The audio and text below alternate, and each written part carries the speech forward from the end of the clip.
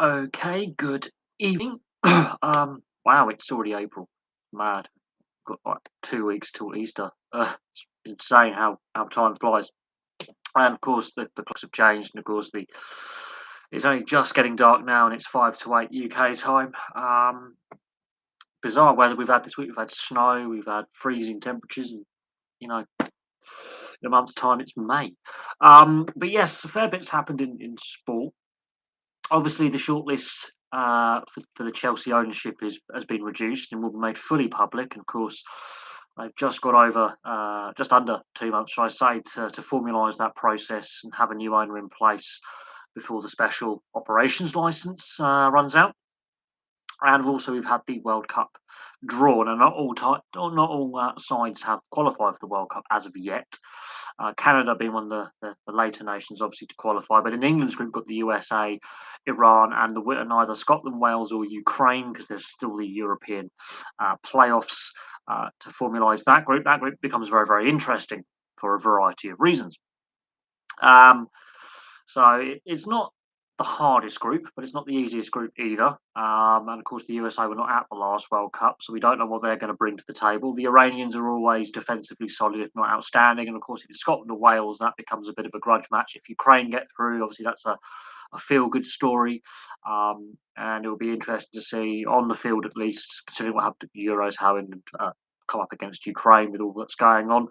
Um, but one of the home nations, or both of the two other home nations, will miss out. And of course, with the scenes in the Old Firm Derby up in Glasgow today, Scottish football fans, or Scottish football was in the news for all the wrong reasons again, with the misbehaviour of those within the ground, Celtic or Rangers fans. I've got a lot of Celtic and Rangers fans who follow the channel, but their behaviour today, yet again, I know there's a long and social part of and social history part of the rivalry with sectarianism and the Catholics and the Protestants and a very divided working class communities in Glasgow. But it's the 21st century, and both clubs could face or should be facing. I mean, they've been fined so many times for their fans misbehaving both domestically and abroad. It's ridiculous.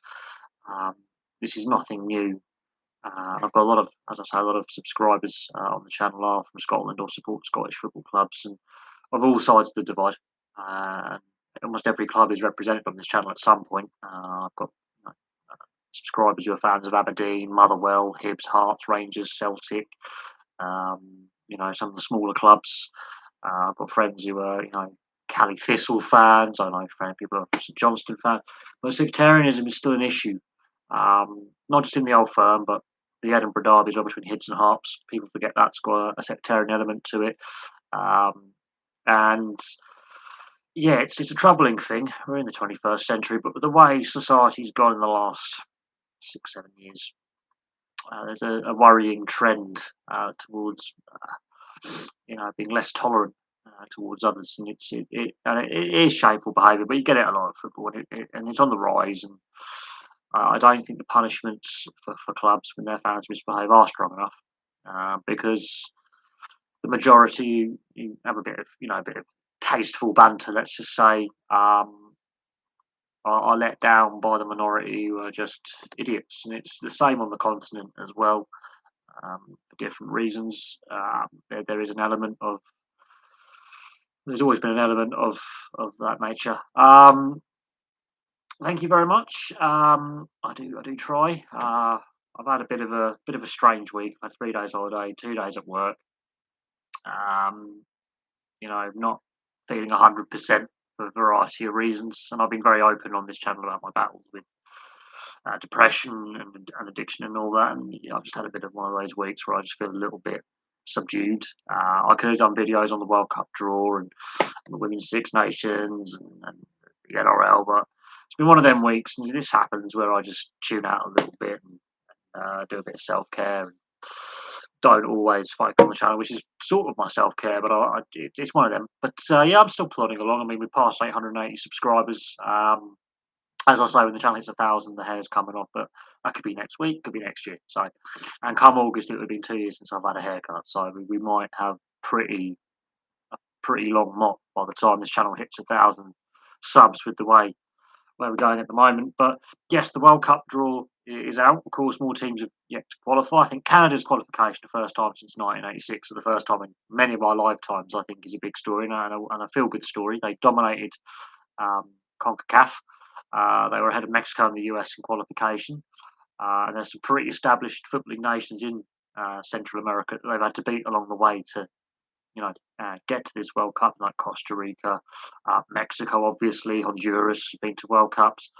So they've had to beat some very established Central American sides with top quality players playing in Europe and with that European experience to get where they are. Their manager's English as well.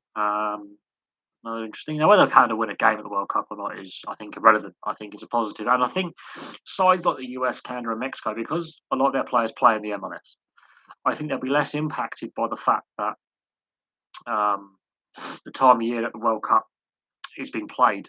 I don't think it will affect them as much because that's technically their off season. So I think there's a little bit of advantage towards the North and Central American teams to a certain extent in regards to it not affecting them as much. So they could achieve more than a normal World Cup cycle. They might go a bit further in the tournament. They might, have fresher players and have less concerns with fatigue because that is generally their off season.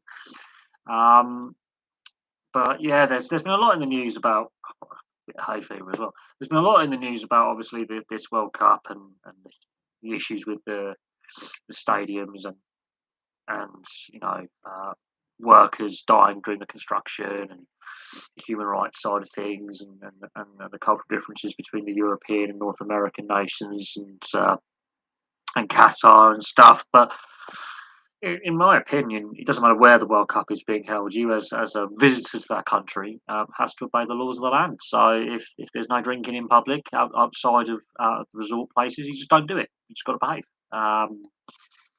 Now, I'm not a fan of it going there. A lot of people aren't. That's fair enough. But it is what it is. The tournament's going to be hosted there, whether we like it or not. Now, whether fans go in large numbers, that is another thing. Now, whether the European, North American, and Central American fans decide to stay away, that we'll find out, in the fullness of time. And with how economically things are going, I mean, yeah, ticket price is going to be a hot topic, and it would have been a hot topic wherever the World Cup was hosted. The price of tickets, the price of merchandise, the feasibility for fans to get places. So it doesn't matter in that regard that the World Cup is in Qatar. Not in my opinion. I think with what's happening geopolitically in Europe and price rises and people having less available spending money and a lot of people struggling to pay bills. I know people are struggling to pay bills right now. It'll be interesting to see how many fans actually go for economic reasons rather than just I'm not going. I don't want to see this tournament in Qatar. It'll be interesting to see all 8 stadiums, whether that capacity or not. There's a lot been spoken about. Only one of the stadiums is going to stay permanently unaltered. A couple are going to have reduced capacities after the tournament's moved on, and others are going to be completely dismantled. So, that there are a lot of infrastructure questions about a legacy going forward for the Qatari people and the population there and the growth of the game there and such. I don't think FIFA's really, in the last 12 years, fully recovered from how the vote went to award Qatar this tournament. Um, and what's come out about FIFA from 2010 to 2015, all the stories coming out and the investigative journalism, and then what finally came out in regards to the corruption within the organisation and the junior organisations such as UEFA and CONMEBOL and CONCACAF and others that obviously constitute FIFA at the top level. And so since in the last 7 years, there has been a lot of negative headlines in the way that the sport is governed, the direction the sport's taking. And of course, we ended up last year with the European Super League and the fan reaction to that. And, we've discussed it before, and the pushback from fans was, I think, quite justified. Many fans were very naive for the previous 20, 30, 40 years. And then obviously that sort of isn't the case anymore. There is a distrust between the fans and the other stakeholders within the sport, and it's very, very clear. And it doesn't take a genius to work out that corruption is a thing, and with all the investigative reporting, especially over the last 10 or so years, um, that have exposed not only FIFA but domestic leagues, corruption within domestic leagues, backhanders, match fixing, um, the global game, and more domestically and more regionally, there is a lot of issues, and there is not a lot of trust with the governing bodies, the football associations at national level. Um, there's not a lot of trust in them. There's not a lot of trust in the process and in the rules that are in place. I mean, Alexander Serafin has come out and said financial fair play will be replaced with a new system. It is sort of actually a spending cap system. It is actually sort of an expenditure cap. It's almost a salary cap. Um, and there's a reducing scale of expenditure and profits, and it's just designed to control and curb club spending. So I don't think we see Neymar's record transfer get broken. I really don't. And what is also striking, the top 10 highest paid players per week on the biggest contracts are all in Spain at three clubs: Barcelona, Real Madrid, and Atletico Madrid. These three clubs, two of them are still hanging on to the European Super League, but these three clubs were a big driving force behind the European Super League idea. There's a big reason why Spanish football was in a financial mess. You look at their wage bill. Now, Gareth Bale is the top paid player under his current contract for what he's paid per week before bonuses. And this list is compiled, and it's all over social media, so it's not hard to find. But the top 10 top paid players are all based in Spain at the moment. Now, that tells you something. Now, La Liga is not the most profitable league. It's in the top five, but it's not the one that makes the most money. And the fact that two out of those three clubs are basically bankrupt, and in past generations and in past years, they did get state assistance from either regional or national government in Spain. Tells you all you need to know. Now, Valencia, another Spanish club, are basically bankrupt as well and can't finish their new stadium. That's been under construction for the best part of 20 years. So that tells you all you need to know about the state of football. Is one league, the top 10 most paid players in the world globally play in one league for three clubs. Those three clubs were involved in the European Super League. Barcelona and Real Madrid, are still trying to cling on to this European Super League idea. And I don't think the idea goes away. But if and when UEFA does replace financial fair play with their new expenditure cap, I think you will see player wages, I think, ultimately will have to come down. In the long run, they'll probably get back to that level, but in the short to medium term, I think player wages will have to fall and will have to become more reasonable. Now, I'm not saying a player shouldn't earn his money. We've seen several players, all of them younger than me, in the last couple of weeks retire. Two goalkeepers, one was 31 and one was 23. For just they couldn't get over injuries. Now they weren't big name goalies; they weren't like household names, but they were young. Any professional football player is younger than me. I'm 32, being forced to retire at that age. For me is quite sad that you've had to retire from your chosen career path. Now, if they're doing my job, they're probably still working. They can't afford to retire at that age, and yes, they are well compensated for their services. However, their wages are a lot less than what Gareth Bale is on, or Rob Black, or some of the others on that top 10 list, Tony Cruz, right? A lot less. And I can understand players being well compensated because careers can be notoriously short. Can be. Ask Dean Ashton. I think he retired at 25, 26 with his ankle injury. And again, they're on a way less than Gareth Bale, Tony Cruz, and all that.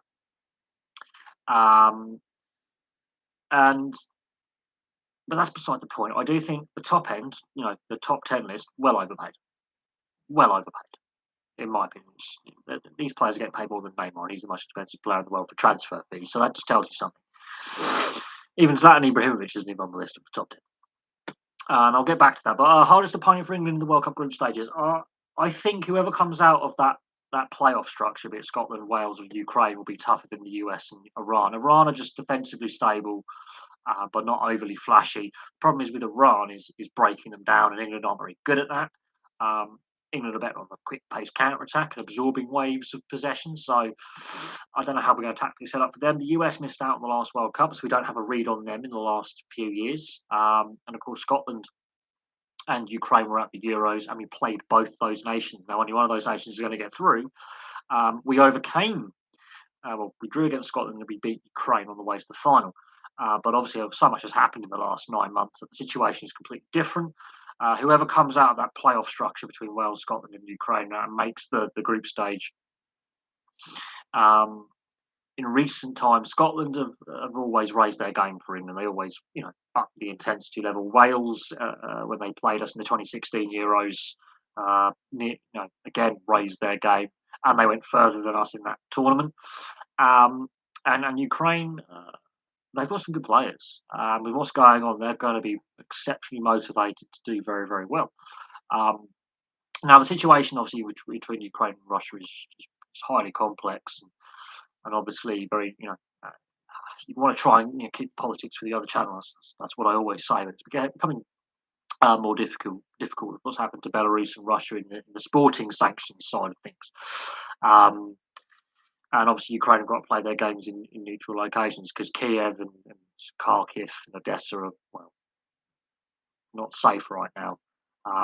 So they've got to play their games in neutral locations, which is a shame because obviously they're very passionate people. They're very passionate about their national side.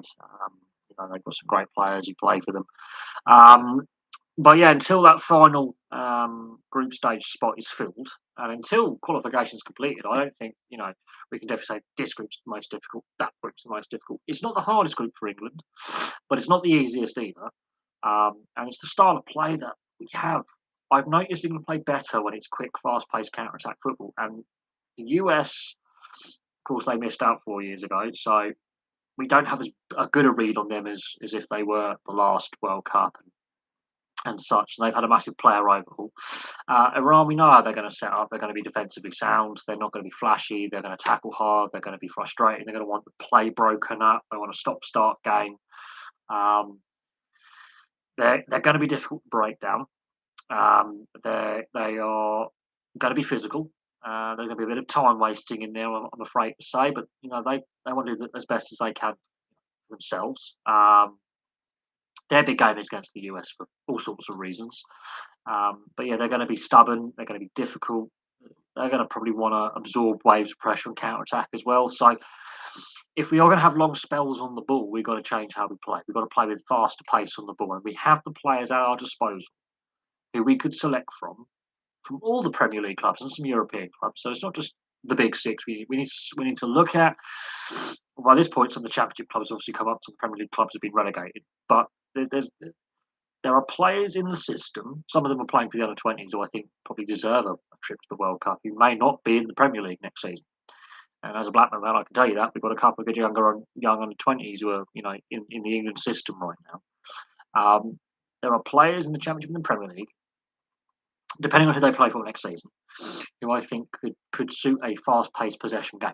Where it's just pass and move. None of this slow, methodical. It's pass and move. You want to always have that positive pass and move forward. And a lot of clubs play that way. Regardless of the formation, there's always you want to look for a guy in space in front of you. And if you have to go back to the keeper, he's going to knock it long. So then you can reset for the defensive phase rather than try and aimlessly pass it around the back, which is what England tend to do. And what some of these other clubs, the Premier League clubs, tend to do. If you can't find a positive forward pass, give it to the goalkeeper, he's going to well it. None of this sweeper keeper crap. I like to see if there's a back pass, the keeper just leather it 90 yards up the field. Then you can reset your formation for a defensive phase of play. I miss the days of a centre back just going, sod it, I'm just drilling this along. I've had enough of this. You always want to find, if you're in possession, that positive forward pass or a positive passing triangle where it's always fast paced and there's always a player moving in that triangle or square or diamond shape, and they're always trying to find that little pocket of space. Their first option is to look forward. And if that is cut off, then you go to the second option, which is the nearest free player. Always look for a player in freedom, not with a marker. But you always want to slowly get those triangles up the field. If you want to play a passing game, if you want to play a running game, channels. You need to have players running into channels in a positive manner, going towards the enemy goal. Basically, it's got to keep it simple. And then you, with England, however, and I've noticed this with some other teams as well, they slow it down, and it's just methodically aimless passing. This is why so many Premier League and Championship games are really dull affairs, where they're 0-0 or 1-1, where there is too much just aimless passing for passing's sake. If you're going to play a passing game or a running game, you want to do it with pace. You want to have those runners going into the channels, forcing players' eyes, the defensive team, to look at there's a run there. Someone's got to pick him up, and that creates a space. Now, I think Wales can do that. Scotland can. I think Ukraine can do that. They've got some good off the ball runners who will make the runs. Whether they're the most skillful players in the world is irrelevant. They've got that pace and they've got that height or physicality that when they do make a run, it's going to attract the defender's eye. He's going to move, and he's probably been given instructions to man mark that player, and he's going to move with him. And then you can, if you're on the ball, you make that mazy run, or you pass the ball to the space, so someone else can run onto it. You've got the same principles in rugby as well. You're going to have those dummy runners that run channels, and that creates a bit of space, creates a bit of distraction, and you have that guy coming on an offside run, picks up the ball, he drives through the gap that's been made. Um, so, but I think England are best when they play a quick pace counter attack. Now, it suits the pace that we have.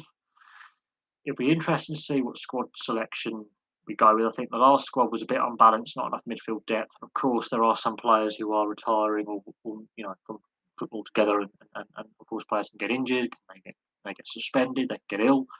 Um, so it won't be exactly the same squad that played last year at the Euros. It is going to be a different squad. There's going to be some fresh faces in there. There's going to be some veteran faces in there. It's going to be a different squad to what it was last summer. But saying that, just because you know and there's going to be some debutants before the World Cup. But I wouldn't say I would definitely set the hardest opponent yet because the group isn't completely qualified. That's why I haven't done a look at the group, the group stages and working out brackets. I think it's stupid because anything can happen in tournament sport. Um, Big teams will fall at the group stage. And we've seen that happen with Germany at the last World Cup. They fell at the group stage and were very poor. And Croatia with an Asian squad played very, very well. Got to the final. France, I did not expect to win that tournament. They did. So that there are some shocks that can happen in tournaments because it's not just you've got the group stages. Players can get suspended at tournament. Players can get injured at tournament. All sorts can happen. There are players in the squad right now, or around the squad right now that won't be at the World Cup, and there's players outside the squad that will be at the World Cup. And of course, we don't know what's going to happen between now and the end. There could be a career-threatening injury for a player. There could be a lengthy spell out on the sidelines for a player. Like Jamie Vardy after the 2018 World Cup said, "I'm retiring from international football," which I think was a mistake. And I think that is on Gareth Southgate. And okay, Vardy's form hasn't been as great in the last season and a half, but he provides something different up front that's different from Harry Kane. He'll make that run beyond the last defender. He hasn't lost the yard of pace. It's just his fitness has been a little bit suspect and his form hasn't been as good, whether it's the side that he plays in. But he's still willing to make those. He's a nightmare for defenders. And he's a good veteran presence to have around the young kids. And the difference between Harry Kane and Jamie Vardy is Jamie Vardy's won domestic honours. He's touched silverware as part of the team on 3 occasions. And I do count the Charity Shield as a piece of silverware where you have to beat the opponent. They're normally pretty good opponents you play. FA Cup and Premier League in there.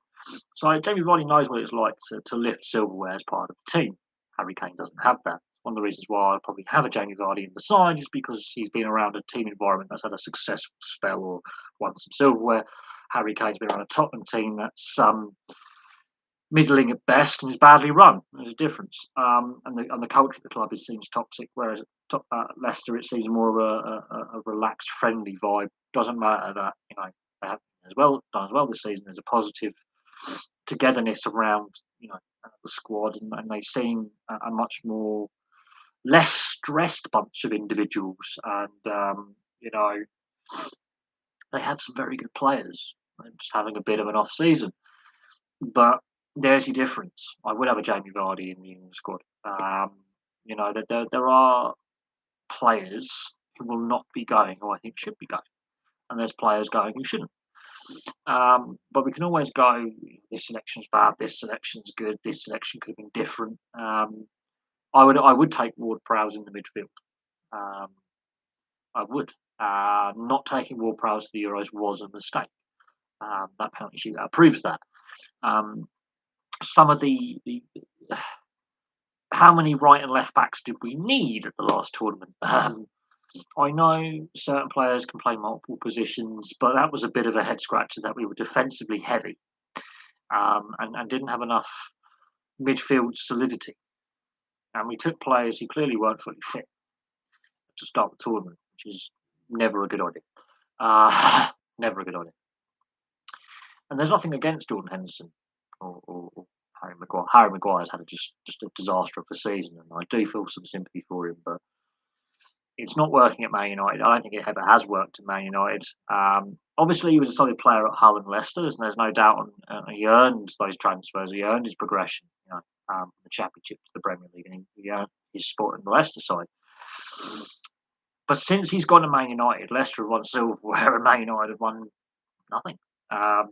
So that tells you what you need to know about his career trajectory. The club he's left has now won something since he's left, and the club he's joined has got to the final and lost and has had a disastrous season. So there's your problem. I think they overpaid for him in the transfer market, and his confidence is shot. And of course, not only is it crap he's getting in the mainstream media, he's getting crap on social media, and that does have an impact. And you can criticise his performances, though, that he's not playing.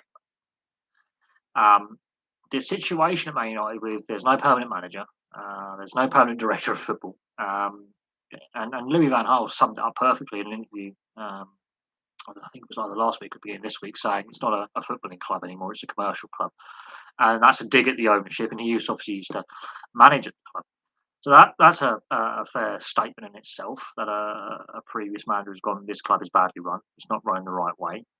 It's not run in a way it should be. There are issues with the stadium. There are issues with the club infrastructure, the brick and mortar infrastructure. The amount of people who say Old Trafford is not the glittering, shiny stadium that you see from the air. There are issues with the maintenance. There are issues with the upkeep. The training ground is not in the best of repair. Sounds very similar to Newcastle United, just with a few more trophies. And that was a criticism a lot of ex-players and coaches said about Newcastle United. The infrastructure, while it looks nice and shiny from a distance, close up, there were signs of decay and lack of care and lack of investment with the bricks and mortar side of the club. And you're seeing that with Man United. They've spent a lot of money on players, a lot of money. A lot of money on agents' fees. And Man City obviously spent over 25 million on agents' fees in the January transfer window that's been released. That's ridiculous. That's just agents' fees. That's not just on transfers. That's agents' fees alone. And that's come up as a big topic is the role of agents, not just in football but in professional sport, and the transparency or lack of with player agents. And it's not just a football thing; it's a global sport thing. And there's many very good, hard-working player agents and player agencies, sports agencies out there. There is a minority of agents who are a bit dodgy. It's the best way to put it. Enough said. Riola is one. Isaac Moses in Australia is another one who is very high profile. So if you follow the rugby league, if you follow the AFL, you'll have an idea who Isaac Moses is. He's been deregistered as a player agent by the NRL. That doesn't mean he can't, or his company can't represent NRL players. It means he can't be personally signing the contracts. But he hasn't been deregistered by the AFL. But he's a bit of a slimy operator in Australian sporting circles. And there are concerns about the transparency and the legality of some of these agents and some of their dealings. And I, as I said before in a previous live stream, Mike Newell, former Blackburn player and former Luton manager, obviously very very openly said, you got to pay bribes to get anywhere. And you mentioned bungs, which is basically a bribe in a brown paper envelope you give to a player agent to get a transfer done. And he's basically never managed in football since, and that's been 16 years. Back in about 2005, 2006, just before the Germany World Cup, he mentioned it to an undercover. I think it was an undercover reporter. or an investigative journalist anyway. It got into the mainstream media, and this is before social media was a thing. So this is before Twitter. This is before Facebook. Um, MySpace was a thing. Bebo was a thing, but no sports stars and sports journalists were on MySpace and Bebo. That was for, you know, 12, 13, 14-year-old teenagers. But social media was in its infancy, and the mainstream media still had a stranglehold on breaking news. And an undercover or an investigative journalist, Mike Neal, was happy to have this interview, and he was fully aware this was a journalist he was talking to.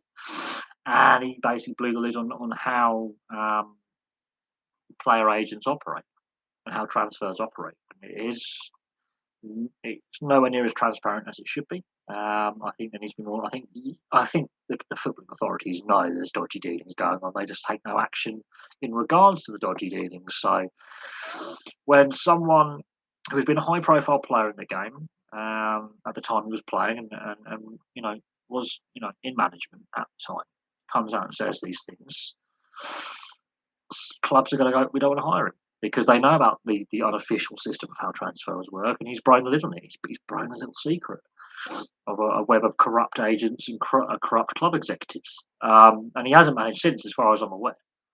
And he was doing a half decent job at Luton at the time. And Luton obviously had their problems going forward for a period of time, and they're back to the Championship. They were now on the verge of the Premier League, but they went through a very dark patch and they ended up in the non-league for a little while after he lost his job. And then Sam Allardyce, when he was just after he got the England job, was caught on tape discussing the very same things Mike Neal said was going on about how to get round transfer rules, how you know funnel funds to third parties, and it was just like, well, one manager's had enough of this kind of crap, and one manager's telling you how to do it. And I think this was before Sam Allardyce actually was England manager. Obviously, someone clearly was aware of you know, Sam Allardyce, being a bit dodge, and obviously set up this undercover journalist to have a meeting with Sam Allardyce. And of course, not everyone was overly keen that he was England manager. Some people say it was a bit of an inside hatchet job. The FA realised they might have made a mistake with his appointment to get rid of him. And this was just before Gareth Southgate obviously became permanent manager. And of course, you had Stuart Pearce as well in the frame to possibly become England manager at the time. And he had some club experience with Man City. And that's gone away. Big Sam has managed since. So it's an interesting topic, and there was growing calls to regulate and regulate player agents and transfers and make them completely transparent, and that still hasn't happened. And I'm going to actually see what actually happened to Mike. I'm going to see if he's managing anywhere, because I don't think he's managed since he was in charge of Luton Town. I really don't. I can't remember him getting a managerial gig in English football. He might have managed somewhere else, but I can't. All right, well, there's two choices. He could be a film director or manager. Let's have a look at Mike Neal. But I'm going to read up. Wow, played 530 league games, scored 120 goals. So he was a solid, if not outstanding, player. He was a solid player. 13 different clubs. That's a bit of a journeyman. He was a journeyman striker, but he did in the Premier League with Blackburn. He was a good backup of Shearer and Sutton if any of them were injured. Let's have a look. Played for Crewe, Wigan, Luton, obviously where he managed, Leicester, Everton, Blackburn for a fair chunk of his career, Birmingham, West Ham, Bradford City, Aberdeen, Crewe again, Doncaster and Blackpool. I mean, okay, he did manage since Luton Town. His last permanent managerial appointment was at Grimsby for a couple of seasons. In 2009, he left there. And he's been an assistant at Wrexham and Watford. He's now not managing, but his last managerial job was Grimsby. That was after the Luton Town situation. Controversy.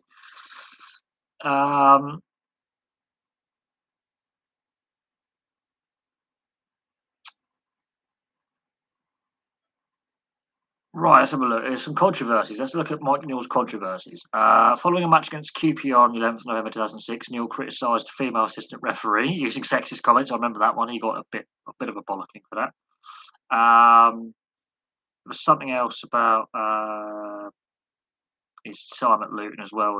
He said the game gone soft. Um,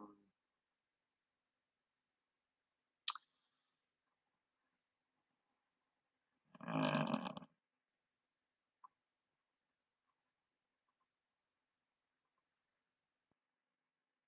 wow.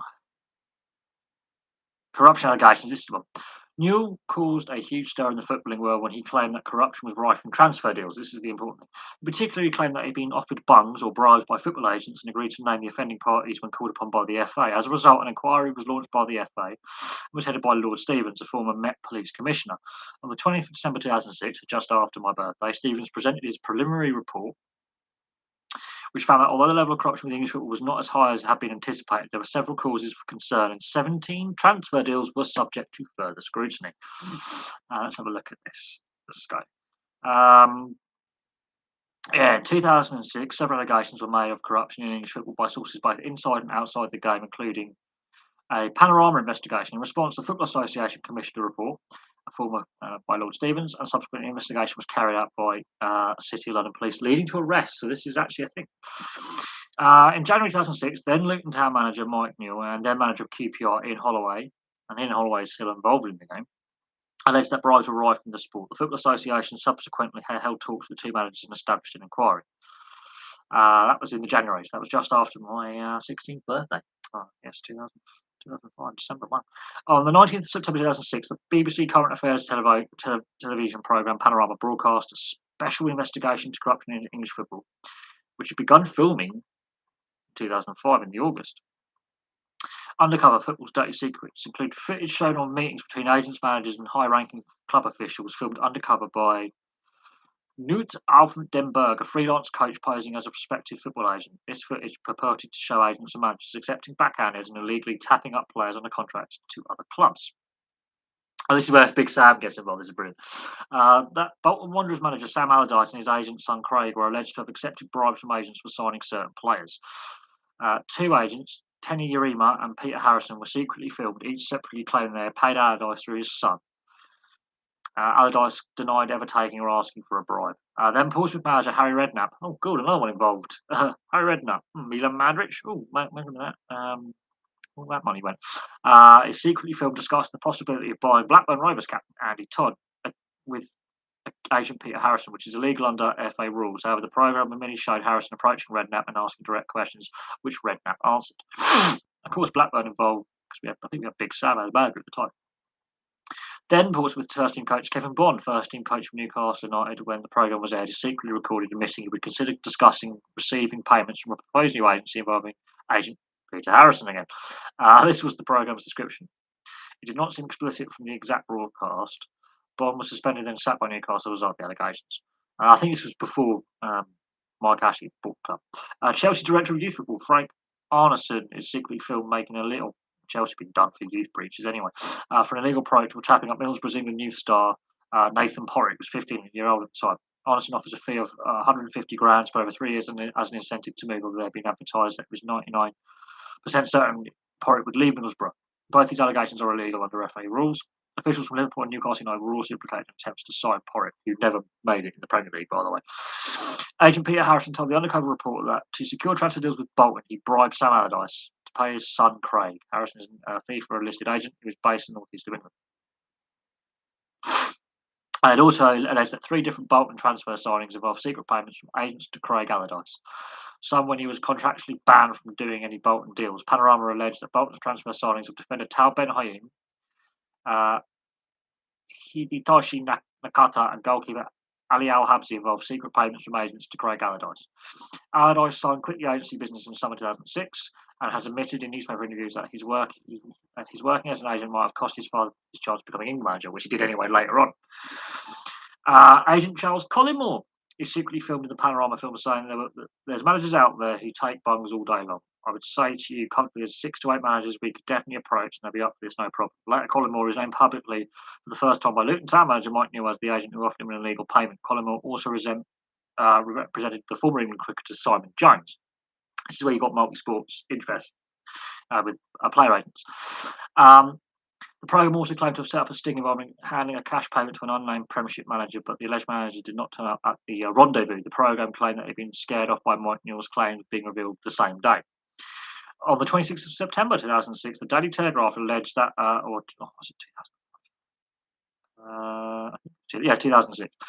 On the 26th of September, the Daily Telegraph alleged that an unlicensed agent was paid in the deal to bring Tal Ben Ayoun to Bolton Wanderers, who then ended up at Portsmouth during the time they had no money. When the Israeli international moved to England, his agent Jamie Hart, the official middleman, was paid a fee by Bolton. But it is now confirmed that unlicensed agent David Abdul also received a cut of the fee for the role he played in the deal. Sam Allardyce's son Craig, a key protagonist in the Panorama documentary, also received a payment, but when quizzed on such payments, Bolton chairman Phil Gartside confirmed he had no such knowledge. Oh, now on but into 2007, on November the 28th, it was reported by BBC News that then Portsmouth manager Harry Redknapp, managing director Peter Story, former Portsmouth chairman Milan Mandrich, former Portsmouth footballer Andy Fay, and agent William McKay had been arrested by City London Police in relation to the ongoing inquiries into allegations of corrupt football. Of course, remember that 70 million that went missing from Portsmouth? That's the arrests. City London Police in 2008 continued an ongoing investigation, including a search of Birmingham City. Remember Sullivan and Gold and Karen Brady? Yeah, they were in charge of Birmingham City at the time. And Karen Brady and David Sullivan were arrested and been released on bail in April. David Gold and Julia Shelton were interviewed in July. Pascal Chimbonda was released from bail in June, effectively clearing of wrongdoing. Yeah, he used to play for Blackburn as well. I'm really this guy's deep. The Guardian reported in June 2009 that both Kevin Bond and Harry Redknapp had dropped their libel case against the BBC, which tends to tell you that it's probably true what they were doing. Shortly before the trial, the BBC's claims are now legally unchallenged. Interesting, isn't it? When questioned on the subject, the FA stated that their own investigation was still ongoing and any charges will probably wait until the government's own investigation into football corruption has concluded. 14th of May 2008, the FA dropped one of the two charges it brought against each of 6 players' agents related to breaches of rules of transfer dealings at Luton Town. The FA has laid 12 charges against agents, 2 each against Sky Andrew, Mike Berry, Mark Curtis, Stephen Denios, and Andrew Mills. I have no idea who these people are, but they were player agents at the time. First charge that payments were made to them by a third company, unrelated to the club and not by the club itself. All 6 denied the charge, and eventually, after 7 months of investigation, the charge was dropped. The other charge against each agent was that they did not have written agreements, aka representation contracts, to act for the club when conducting negotiations. The FA stated it is continuing with that one. Dinos, Mansa, and Berry have admitted the charge, but Andrew, Curtis, and Mills denied it and requested personal hearing. So 3 of the agents went, yeah, oh shit, man. Yeah, we've done it, and 3 denied. Andrew Mills, who never previously been charged with any disciplinary offence since began as a FIFA licensed agent in 93, stated he was disappointed by the sensationalist coverage of the case. The headline suggested there had been serious wrongdoing. Mills said it's now clear that's not the case. Wow. So yeah, long time ago. Feels like it was yesterday, but it was actually a long time ago. The 2016 English football scandal. So we hop forward a few years. Was a sports corruption scandal which began on the this is Sam Allardyce losing his job, which began on the 26th of September following the publishing of the first part of the Daily Telegraph football for sale investigation. So Sam Allardyce involved again. So when he was a Bolton manager before he became Blackburn manager, there was dodginess going on with his son Craig as a player agent. You fast forward 10 years, Daily Telegraph is onto him. And resulted in the resignation of Sam Allardyce after only 1 game in charge, as well as the sacking or suspension of numerous EFL club staff, including Barnsley assistant manager Tommy Wright. Event. On the 26th of September in 2016, the Daily Telegraph published footage filmed by undercover reporters in which then England manager Sam Allardyce is shown speaking with fictitious Asian businessmen, detailing how to get around FIFA and Football Association bans on third-party ownership. So third-party payments, basically, before making derogatory comments about former England assistant manager Gary Neville and previous manager Roy Hodgson, which doesn't help if you're just going to replace these people. Allardyce subsequently spoke about HM Revenue and Customs, calling them the most corrupt business in the world. Allardyce himself having been caught up in alleged tax fraud schemes in the past. So, yeah, he's not a squeaky clean character. I'm not a big fan. I'm a big Sam. Following the revelations by the Telegraph, the FA and Allardyce agreed on the 27th of September for him to resign as England manager with immediate effect by mutual consent, with Southgate going in as caretaker. He's obviously permanent manager. Whether you like Southgate as England manager or not, that's another thing. Following Allardyce's departure, the Telegraph published further details of much wider-reaching corruption through English club football, claiming that 8 Premier League managers accepted bungs. Ooh, that magic number 8 again. That was mentioned in the previous documentary about Panorama 10 years previously. Sorry. That's my shocked face. I'll get to the thoughts on England getting Iran, US, and I've already covered that, but I'll get to your thoughts, Jordan. But I'm finishing off this little thing. This gets interesting because I always say I'll talk about the Mike Newell legend of bungs in English football. And now this is covering it. So on the 27th of September, this is later on, obviously after the Mike Newell allegation 2006, now in 2016, when Sam Allardyce loses his job as England manager. The Telegraph revealed in part 2 of their investigation, Barnsley assistant manager Tommy Wright had taken a £5,000 bung in order to arrange for the club to purchase part-time players from a fictitious East Asian firm. Couldn't make this up. He was initially suspended by Barnsley as they launched an investigation. He was sacked a day later. On the 28th of September, it was claimed that QPR manager Jimmy Floyd Hasselbank had agreed to become an ambassador for a fictitious East Asian sports company involving third-party ownership for £55,000. Subsequently, also discussing potential tax avoidance involving his bank account in the Netherlands because he's Dutch. Hasselbank denied the claim, although he admitted that he had been naive and was supported by QPR after their internal investigation. Leeds United, remember him? Massimo Cellino, remember the former Leeds owner? Was shown on a video agreeing to sell 20% of the club in order to work around third-party player ownership rules. So, yeah, Leeds. On the 29th, the Telegraph released further footage from their investigation, alleging the assistant manager of Southampton, Eric Black, advising fictitious businessmen how to bribe lower league clubs. Additionally, Jimmy Houtput, chairman of Belgian club Hervely Leuven, allegedly offered his club as a conduit in order to aid third-party companies gaining ownership of players in England. He resigned the following day. Aftermath. Robert Sullivan, the director of strategy at the... Yeah, we are talking about some corruption in football. I covered the Mike Newell bung allegation that was covered by Panorama in 2006. And now this is the Big Sam one that the Telegraph exposed in 2016, which obviously has now led to Southgate being England manager all these years later. Right, so Robert Sullivan, director of the strategy at the FA, later confirmed to the Commons Culture, Media and Sports Select Committee that Allardyce's comments were a factual, correct statement around the laws of English game and having third-party ownership. Following a review by the City of London Police, Allardyce was cleared of any wrongdoing. The Telegraph also clarifying that it did not suggest that Allardyce had broken the law, even though in the 2006 undercover reporting, his son clearly is dodgy. He and his son are clearly dodgy as fuck. So don't trust Big Sam when it comes to football transfers because he's probably taking lots of backhanders and he can sue me for that. I don't care. I've got no money to be sued for anyway. I'm already 250 grand in debt. It did not suggest Allardyce had broken the law. He agreed that he had been a fool. However, a criminal investigation was launched into Tommy Wright. He was convicted of soliciting and accepting bribes in 2019. Speaking to the Observer, Martin Glenn, CEO of the FA, said it was a tragedy that we've ended up having to part company with Allardyce over the, entrapment. So the FA were fully aware of that Allardyce, was up to it. Basically, in the 10 years between Mike Newell's revelation and Ian Holloway as well, former QPR manager, who's former Palace manager, in the 10 years between 2006 and 2016, and the subsequent 6 years, nothing's changed. The same characters, 8 Premier League managers, right? 2006, it was 6 to 8 managers. So nothing's changed. And that's just in English football.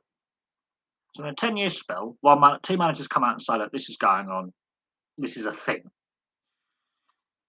And then fast forward 10 years, the then England manager is doing the same thing that they were saying this is going on when his son has been, Sam Allardyce's son Craig, dodgy football agent, has been implicated in a lot of the things that were investigated 10 years previously.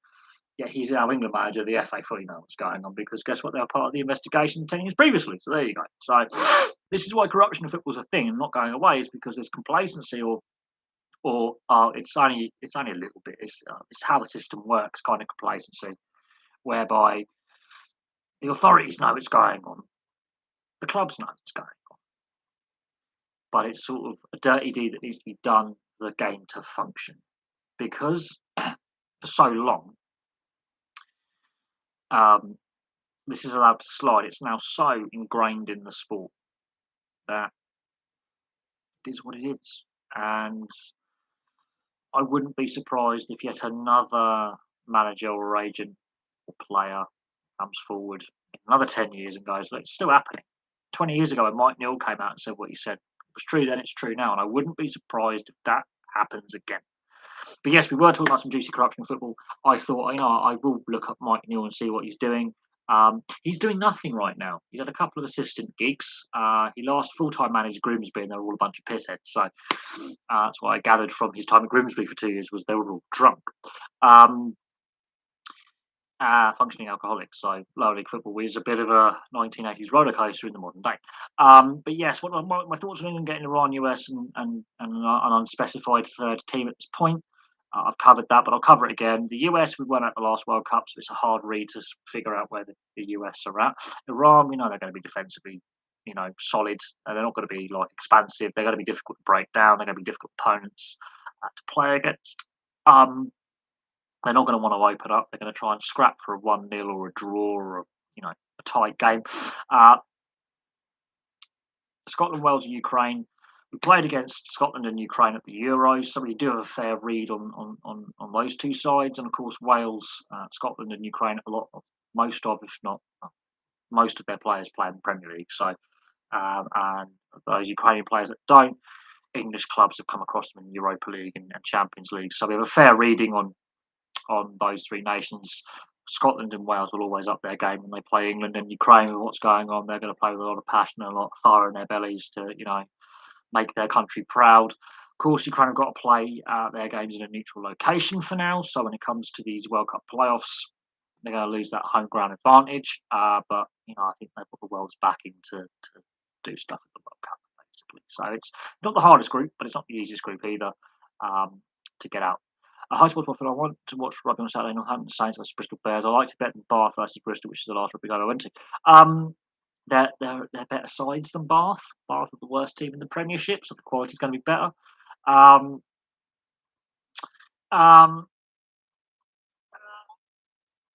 Fair play for going to a game and enjoying the day out. Obviously, the weather's been a bit iffy the last 3-4 days. Obviously, we've had snow and cold, and the temperatures dropped from where it was this time last week when it was actually really warm. Last week, yeah, I did notice the change. I didn't go out as much as I wanted to. I thought, you know what, instead of I'm staying in. I'll film the weather from my back door. But fair play for you for going out and enjoying the game. You know, the last time I went to a live sporting event was 2019. So, I would like to obviously be able to afford to go to the Rugby League World Cup at the end of the year. That's the plan. It was the plan last year, but obviously personal things happened and health issues happened and money issues happened. But with the price rises we're seeing right now, will I be able to justify going to the Emirates to watch a game? Will I justify getting tickets? We should wait and see. Obviously, it's on the wish list, but obviously it may not come to fruition because of costs. It's somewhat annoying that we have to prepare for 5 different teams instead of 3. Not necessarily because we've got the internationals in the summer, European Nations League games in the summer. Every nation's going to have a congested summer, and of course, all the European leagues are going to have very shortened off seasons, depending on when those leagues start and transfer windows and all that. When those playoffs are done in the summer, that's when you start preparing. You wouldn't prepare now because you don't know what players are going to be available. The situation with Ukraine is obviously up in the air, whether they're able to actually travel to Qatar and put a team together is, we'll have to wait and see. They have to play their games, these playoffs in a neutral location. So that's already a bit difficult to get a read on the Ukraine situation. However, we can get a read on Ukraine and Scotland, to a certain extent Wales as well, because those 3 teams were all at the last tournament we played in. Scotland and Ukraine we actually played against. Wales obviously played the tournament as well, so we have a rough idea of what players Wales are going to select. They have a much smaller talent pool than even Scotland for playing depth, and a lot of the best Welsh players play English football, and same with Scotland. So we'll have a fair read on what they're going to do and the tactics they're going to employ. Ukraine, again, we know what Shevchenko is going to put out there. Yarmolenko and others, play in the Premier League and play at the top European clubs. We know Shevchenko's tactics. We've seen them in action. We played against them. Now, obviously, the situation politically has changed, socially has changed.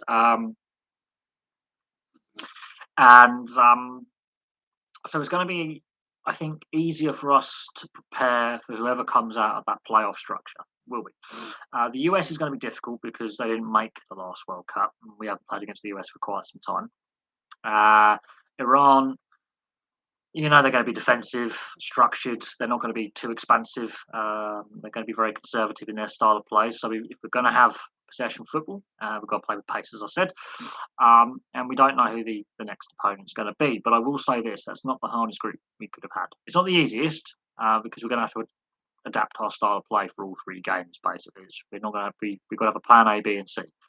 We've got to have a very flexible squad. We've got to have very flexible tactics, and that's the fear I have with Gareth Southgate is squad selection and tactics. Fraser Gardens has a real rugby club feel about it. It feels like you're at a local rugby club on a bigger scale. Yeah, to a certain extent. I mean, I went to school with a couple of Northampton Saints fans many years ago now. We're going back a long time. But yeah, it does. They don't ground share with Northampton Town for a reason. In Northampton, the rugby club is more popular than the football club. It has better attendances, better finances, a bigger stadium actually. But yeah, it's a good professional rugby union stadium, provincial rugby union stadium. It's a very very good stadium. It's a good facility, and the team are a very good team. Who are very well supported by the local community in the East Midlands in Northampton. There's no doubt on that. Northampton is actually a pretty affluent area considering some of the other areas in the East and West and Midlands having some economic issues in recent decades. Northampton actually is a very, very, very economically sound area, a lot of investment, some big companies based out of Northampton.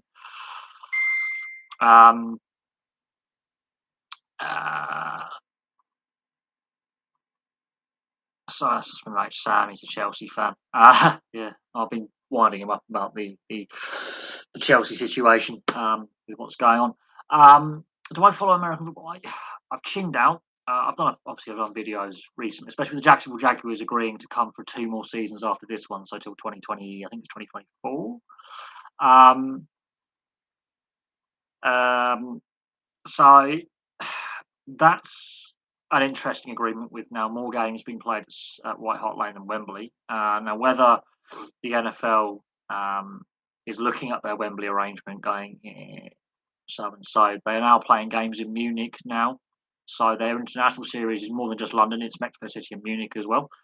And we've discussed on this channel before what is the possibility or likelihood of having a London team or having a Super Bowl outside the US. I think a Super Bowl is more likely than having a team. However, Super Bowl cities get announced 3-4 years in advance.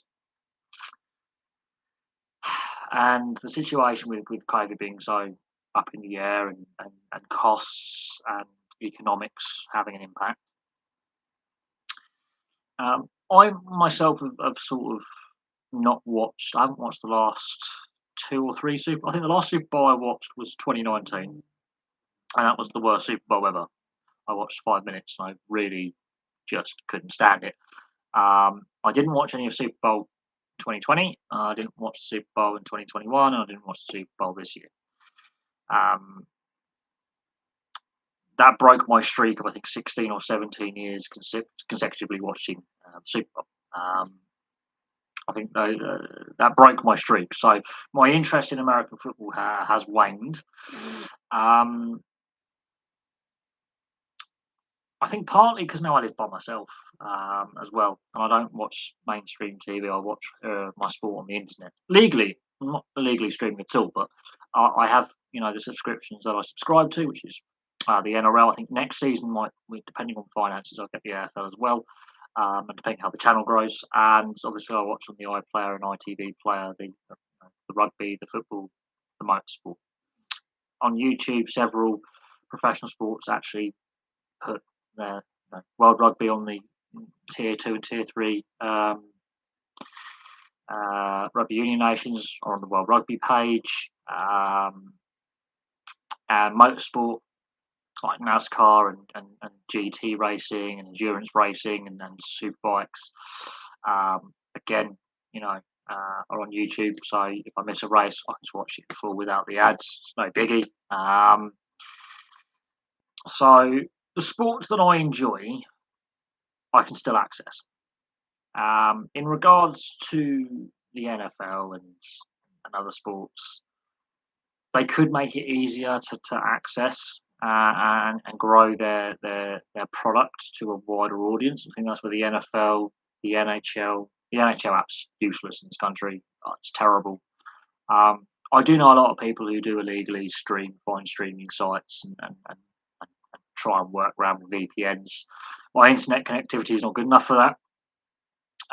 It does lag at times. It does buffer at times. I found that out watching the NRL today, so I just gave up, and I'll just watch the full match replays in the week after work. So if I missed a few bits of matches this weekend, so I'll just watch them in full.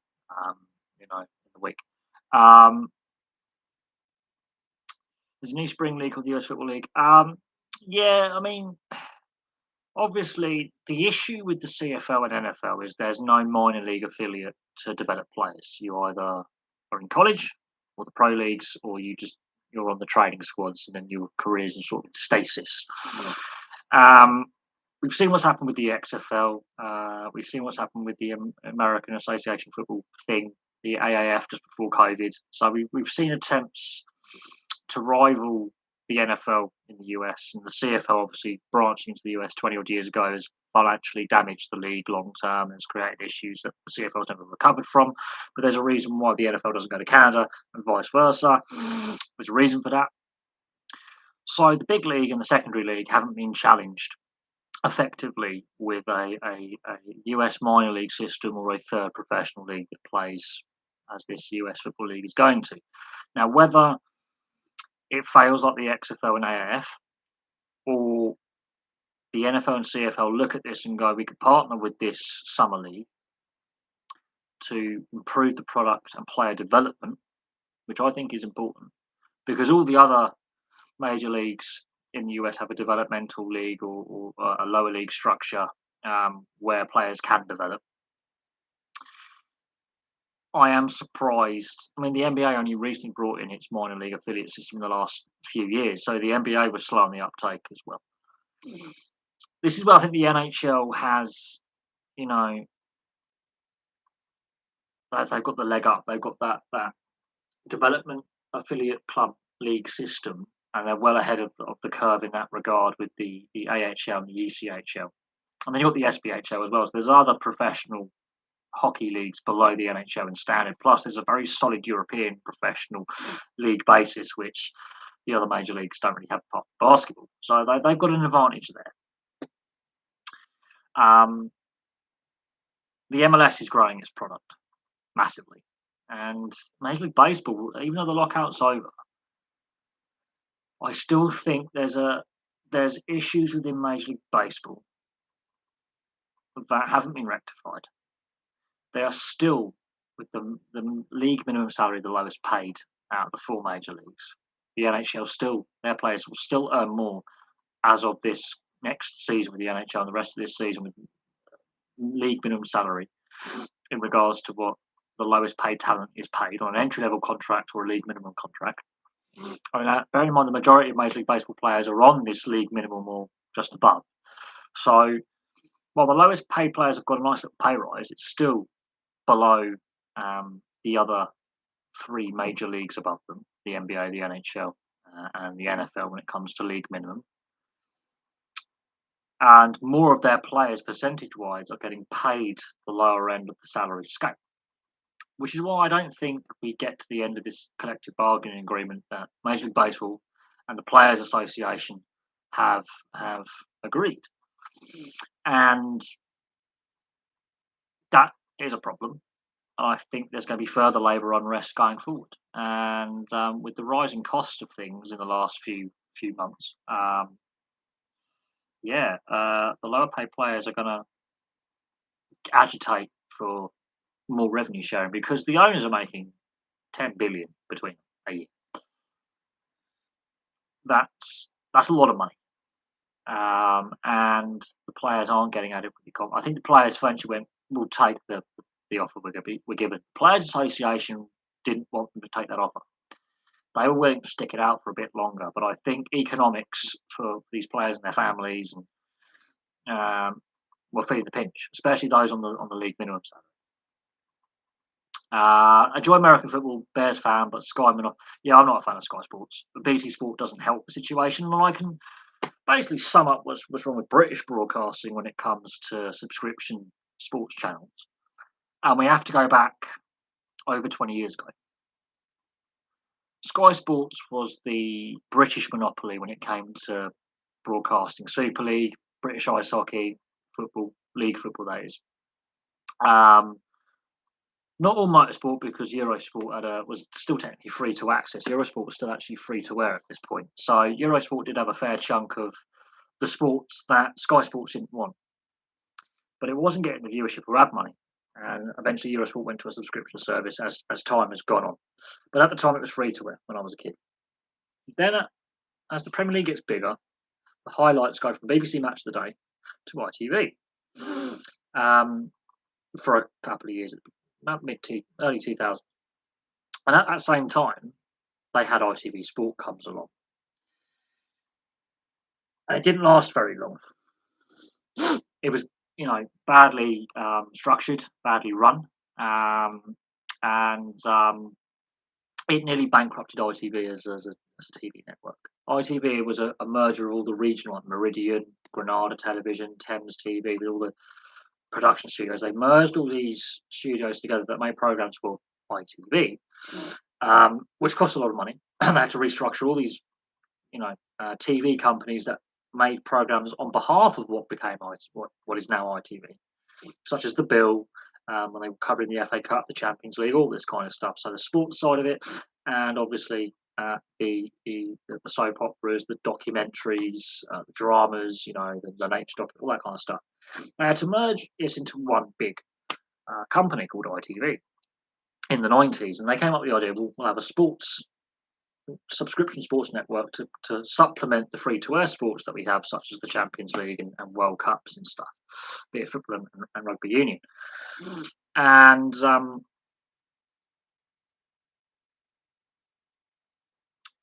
then it collapsed in about 2002, 2003. About the same time, Match of the Day returned with the Premier League highlights, obviously, on the BBC. ITV then lost the FA Cup rights, which they, I think, held jointly with the BBC at the time. And ITV Sport going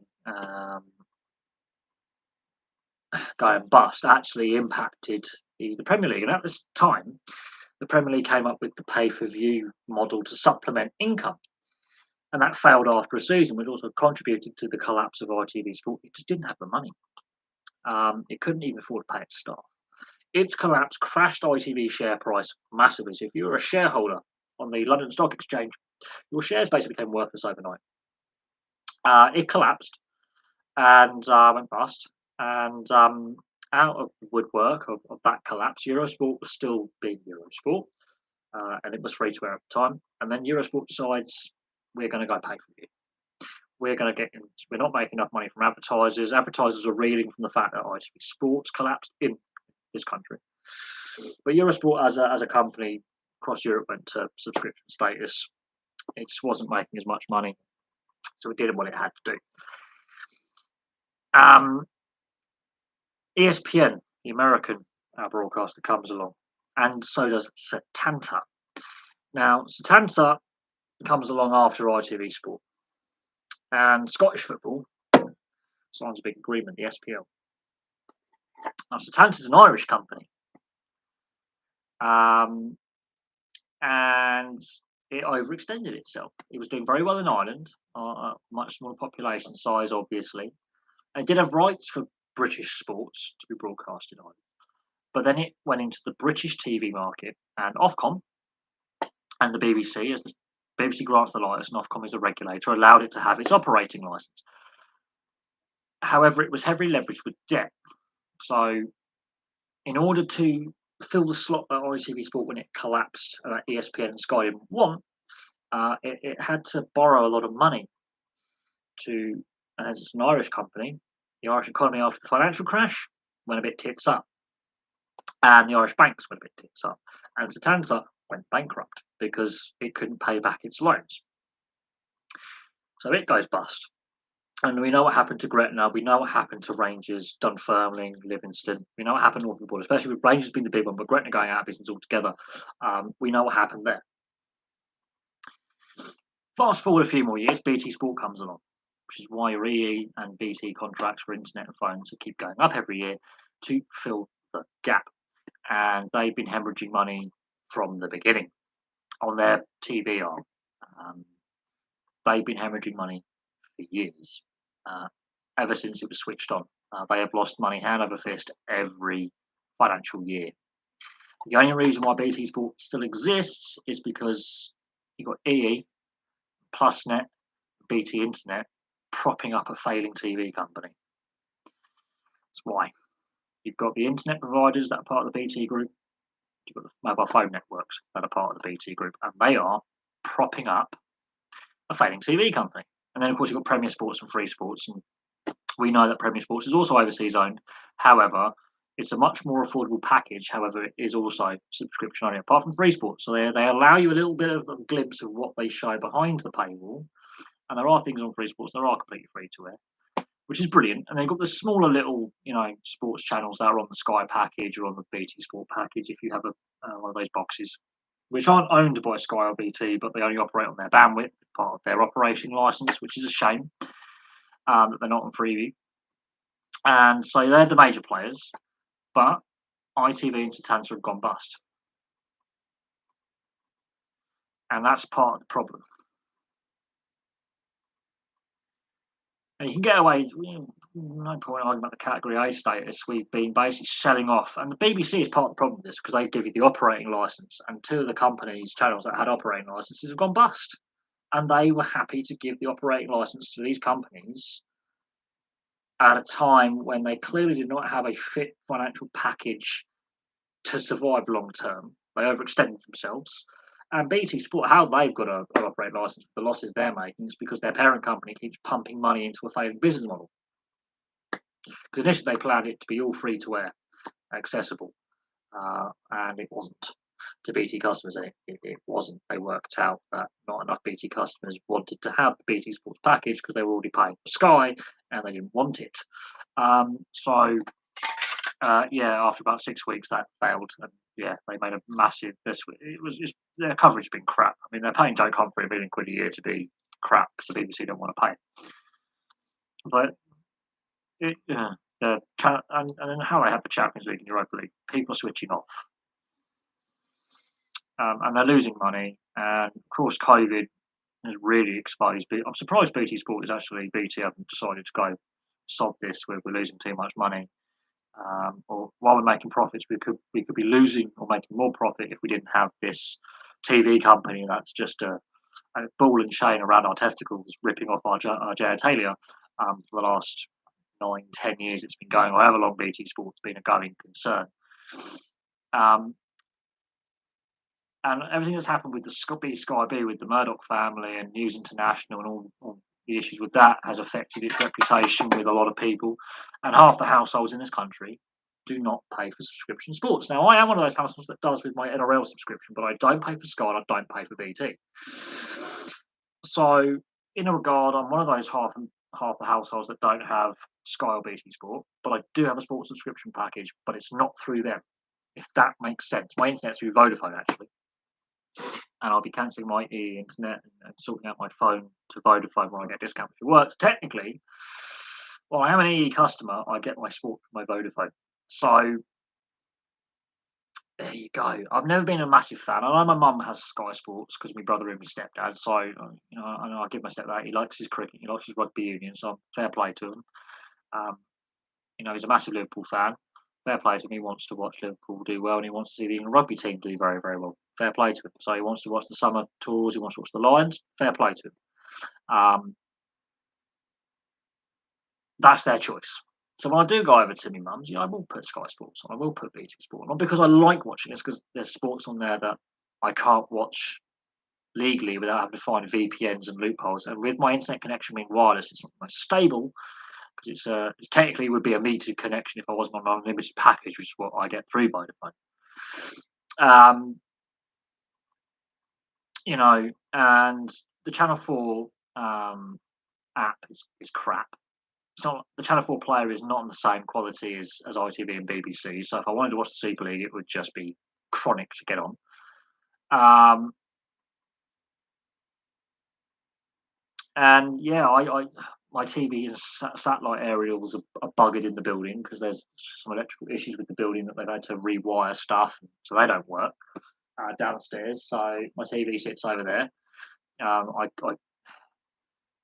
It is free sat available, so I could get free sports if I wanted to, but I just can't be bothered with the hassle of having to completely put my bed over there partially and have to or my sofa over there, table here, bed there, and have to rejig the whole layout of my flat for a third time. I just don't have the energy for that,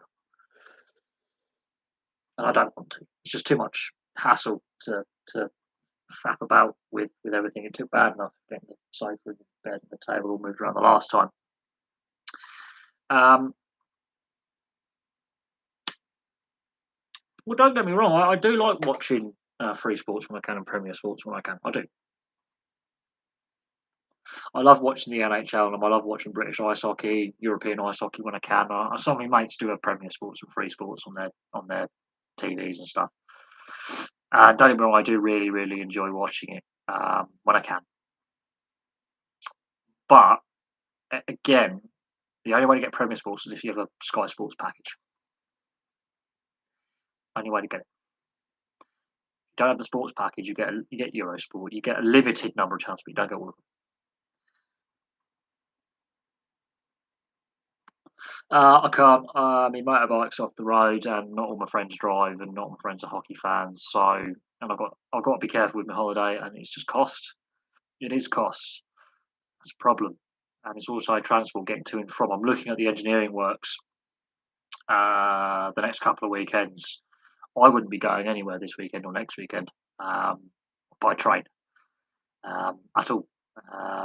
So I know the Bees are playing the Bison tonight, and it's a must-win game for both teams for playoff considerations and playoff spots. The answer is no. I would love to, yes, but it's getting the time off work, and not only that, it's getting to and from and money, and like getting a hotel for the night. Because there's no way I'm going to be going to Coventry to the Sky Dome, for example, unless I've got a place to stay, and I don't know one in Coventry, so or near Coventry that I could stay at, and then I've got to find hotel space and transportation costs. It is expensive. Um, so there, you got to factor the expense in. While the actual tickets themselves are reasonably affordable, it's the expense of getting to and from and getting home safely, and then factoring in, the hours I work and getting time off. Now, next season, however, I do plan booking some Mondays off so I can go to a Saturday or a Sunday game, stay at a mate's house, and watch some hockey. Absolutely, I do intend to do that next season.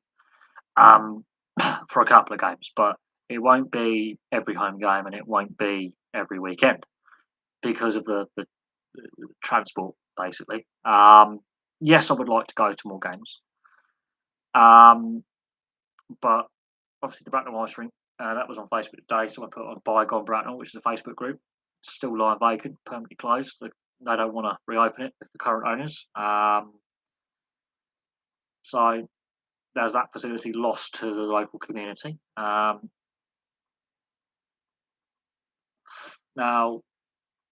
we don't know what's going to happen with that site, but it's built on a previous industrial site, so it's brownfield, so there has to be some decontamination before anything can be built on it or rebuilt on it. And the boy races are out, and it's just gone 9 o'clock, so the boy races are out again, which happens every night from Thursday through to Sunday. The boy races come out because the roads are quiet, which is annoying, so they're out in force again. I'll hear them all night. Yeah, some people are lucky that they are very, very close and they live very close by their sports teams that they follow, and transport isn't a problem. So that solves some issues, or if you do have to go use a car or public transport, you're close by, it doesn't cost as much to get to and from. In that regard, people are lucky. I'm not so lucky, I'm afraid.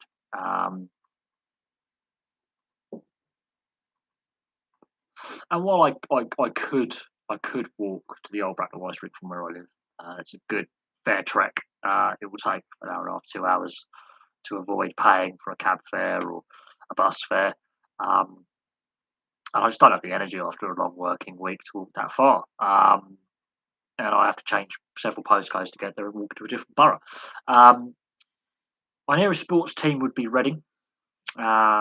Professional sports team is Reading. I can walk there. It will take me about 3 or 4 hours, but I can walk there. I can get a bus. I can get a train. So Reading is the nearest sports team to me. Um, uh, at the moment, where I was living before, it was Maidenhead United. Um, but Reading is the closest to me right now. Maidenhead's the second closest of a professional sports team, that is. You've got Woking and Edinburgh Football Club, who are actually literally right by the depot I work at, so they technically are the closest sports team that play every weekend, home or away. Um, there we go. Is it bad for the NHL to have the Eastern Conference playoff race to be over so early in the season? I would say the Western Conference is much harder to predict because there's still teams in the playoff hunt who can do it, get in above the playoff line as wild cards. I wouldn't say it's necessarily bad. It just tells you where teams are at this season with recruitment, strength of schedule, how they're playing. Some teams have massively underperformed, like the Flyers, for example, have been really poor this year. I need to smoke less. First fag in an hour and a half. It's not bad. First cigarette since actually about 4 o'clock this afternoon. So I'm not doing too bad for the nicotine intake. I am smoking less today. I wouldn't say it's actually bad. I wouldn't say necessarily good. I would just say that the better teams in the East are clearly better than the bad teams in the East. But in the West, it's a much more congested race to make the 8 playoff spots that are available. And it's much more congested, actually. If you look, there's more competition in the West. I think the West is a harder conference than the East to get in the playoffs.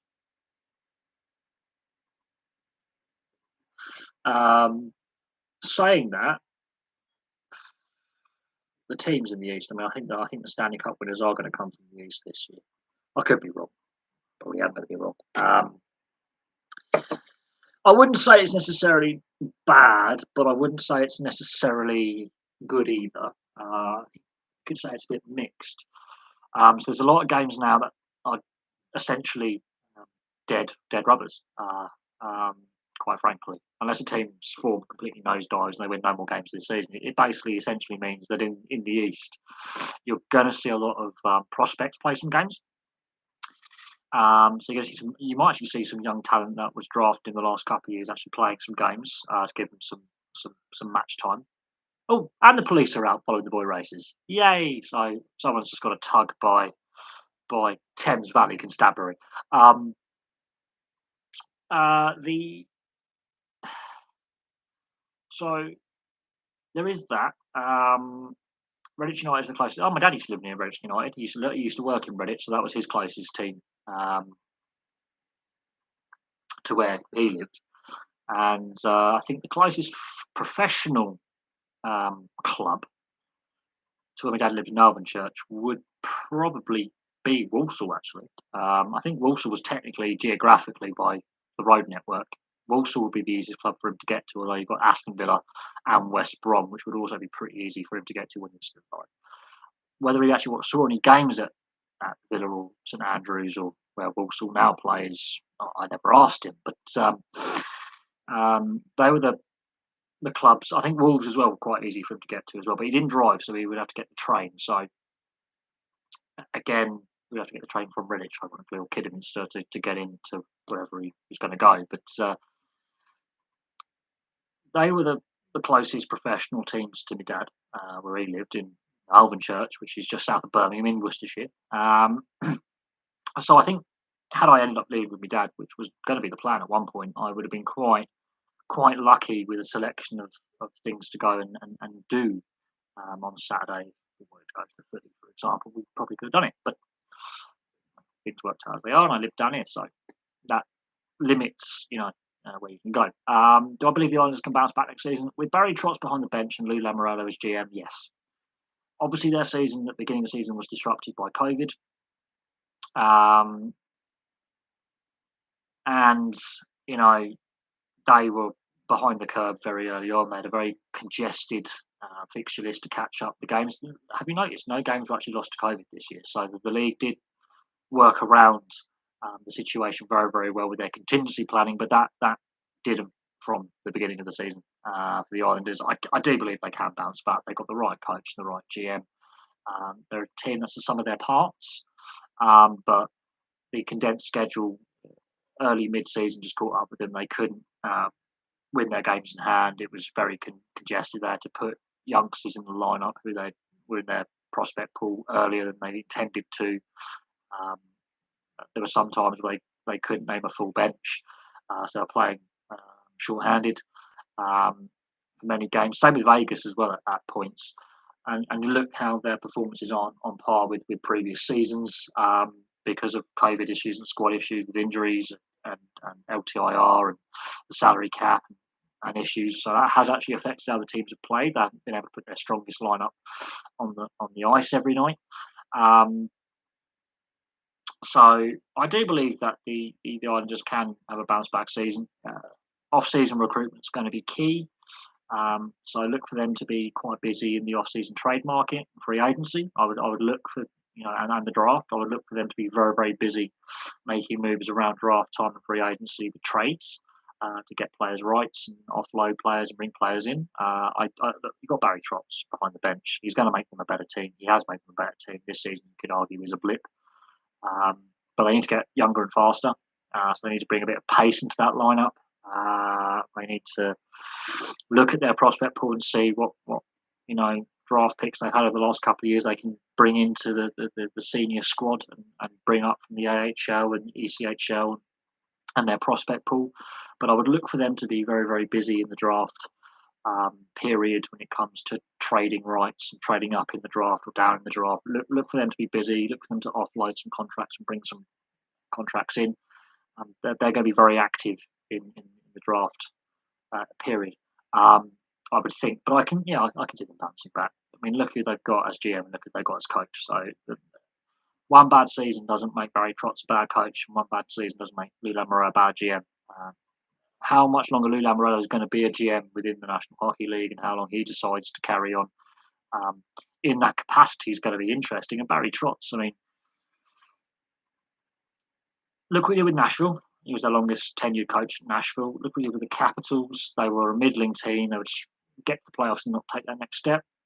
He took them and won the Stanley Cup with them, and look at their form since he's gone. And the Islanders, the last couple of years before this season, conference finalists 2 years in a row. So I would say this is the COVID situation at the beginning of the season, the amount of players they had under protocols, they couldn't put a strong side on the ice. They were short benched. And then those games just stacked up. They had lots of games in hand, but they were very, very condensed. That's going to take it out of a team. They had to play in their first 16 or 17 games on the road. They had a lengthy road trip because their arena wasn't fully ready for opening night. That had an impact as well, playing on the road constantly for a good month. A good portion of the first month or so of the season, and then COVID hits. Yeah, it was a disrupted start to the season for them. They couldn't recover from it. They're not the only team that had a poor start to the season and just couldn't recover from it. But I would look for them to be very active around draft time with trades and free agency in that July, August period before the pre-season starts to be making some contract moves, not re-signing certain players, bringing new players in, fresh blood into the organisation. They've got this new arena now, so they want to build a legacy at the new arena at Belmont. And it'll all depend on how long Lou Lamoriello wants to be GM before he decides to retire from the NHL and just enjoy his retirement because he's in his 70s now.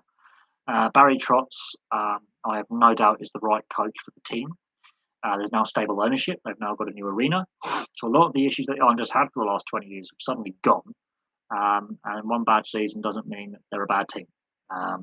Every team will go through a season where they don't, you know, hit the same level as expected. I mean, look at the Tampa Bay Lightning getting swept by the Columbus Blue Jackets in the opening round of the playoffs a couple of years ago. They've won back-to-back Stanley Cup since. So the Islanders will be a dark horse next year, but they do need to look at the age of their squads, getting in some younger, fresh talent, and looking at their prospect pool and developing, um,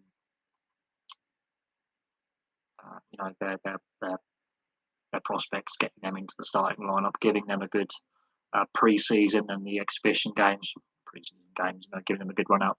Really seeing what they're all about, seeing how they're developing is going to be crucial. And I can see them being very busy around draft and free agency time, in trading for draft picks and trying to get free agents signed. Um, if I could go travel to one moment in sporting event in history, which would you pick? Ooh, there were so many. Everyone's sporting moment is different.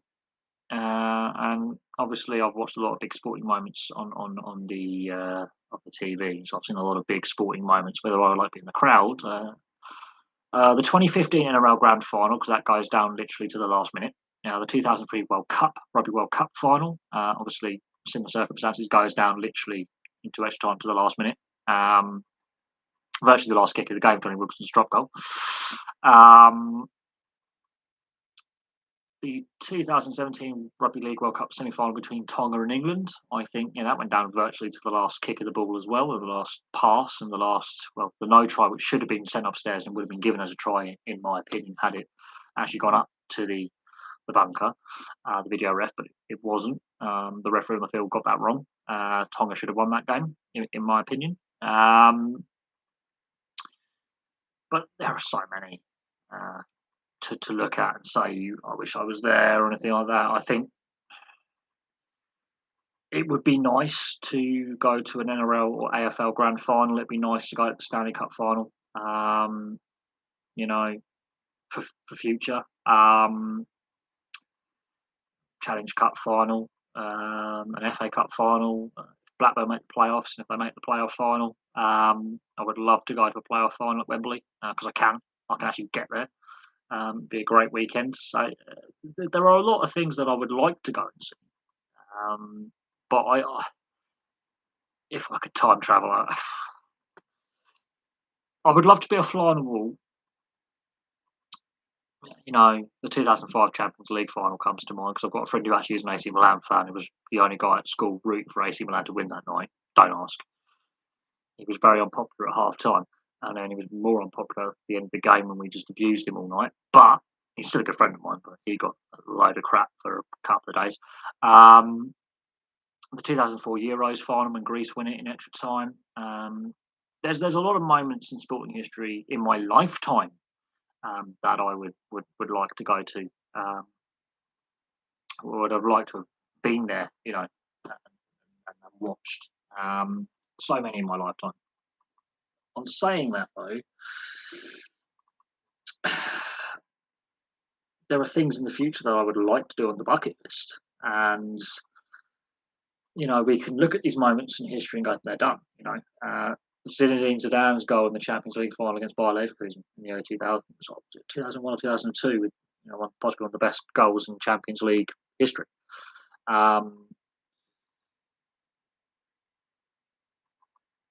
But I watched that on TV as a kid, and that memory sticks with me because it's constantly replayed on the internet and on TV, and they do these countdowns of the best goals or the best saves. But yeah, you could always say, "Oh, I wish I could go to a League Cup final when Tranmere made the League Cup final."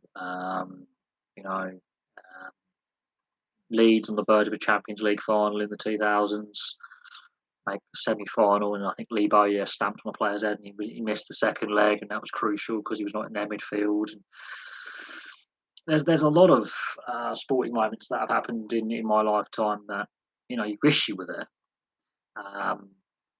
But like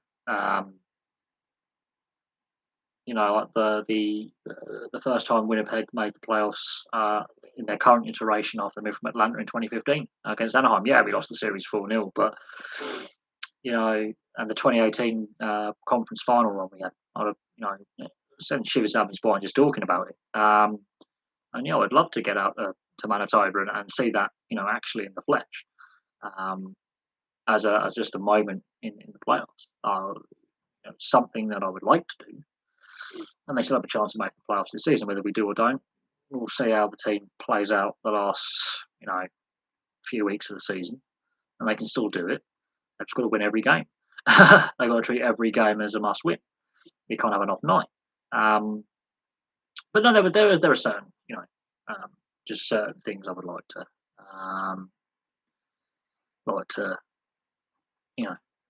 see, and a lot of the the sporting moments that have been mentioned, apart from the '66 World Cup final, I saw on TV anyway. So um, for me, that I've seen those moments. I know it's different being in the stadium, but I've seen those moments. So they're already in the memory. I remember like Gazza in the semi-final of Euro '96 missing, where he just wasn't tall enough. If he's a little bit taller, he scores. But you can't, you know, it's all like with their memories, aren't they? But there's so many more sporting events to come that you know um, we might be lucky enough to see in the flesh, actually have tickets for and go to see. So, and I remember watching the semi-final of the 2018 World Cup for England. I almost missed Trippier's goal. I had to see the replay, but the pub went bananas, and there was lots of alcohol not going in people's mouths all over the floor.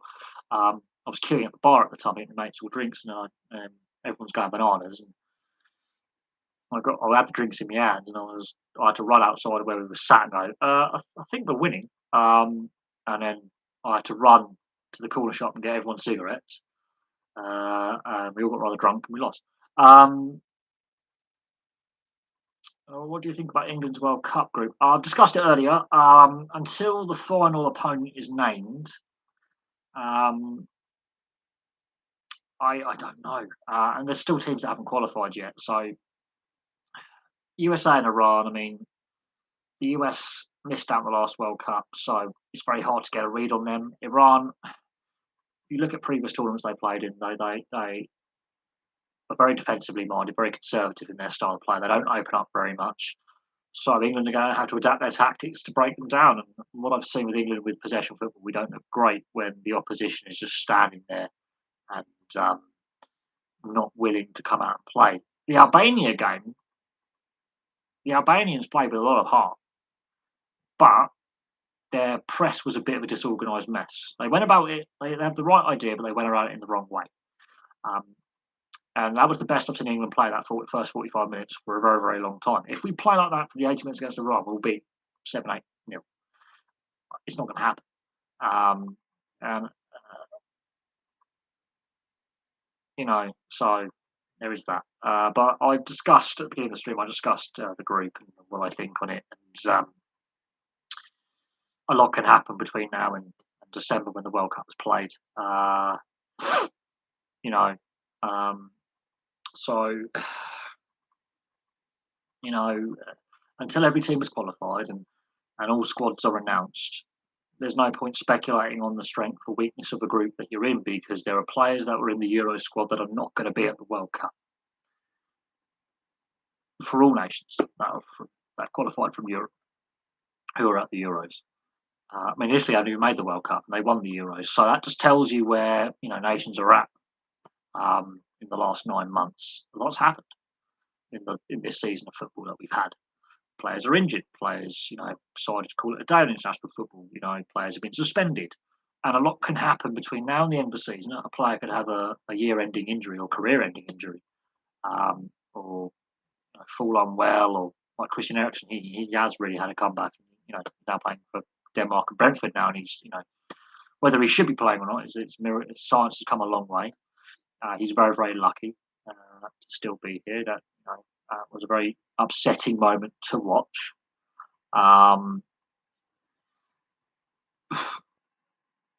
But I do think teams like Canada may actually do rather well at this World Cup because their season is the MLS season, and it's over by the time the World Cup happens. That's their off season. So we'll see. In regards to Egypt, Senegal, and what happened to Mo Salah, not good, is it? It's not a good look.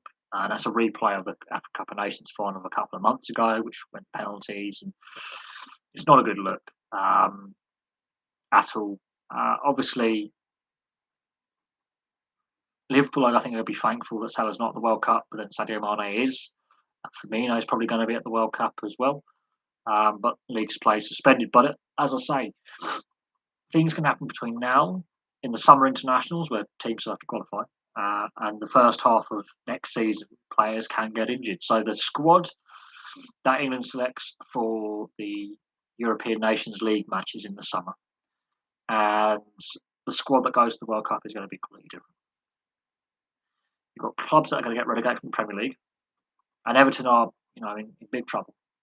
And there are clubs that are going to promote from the Championship, and that changes. And depending on how these teams do, players could be in form, players can fall out of form, and so much can happen between, as I say, now and November, December when squads are announced and fly out to Qatar and league players suspended for the tournament.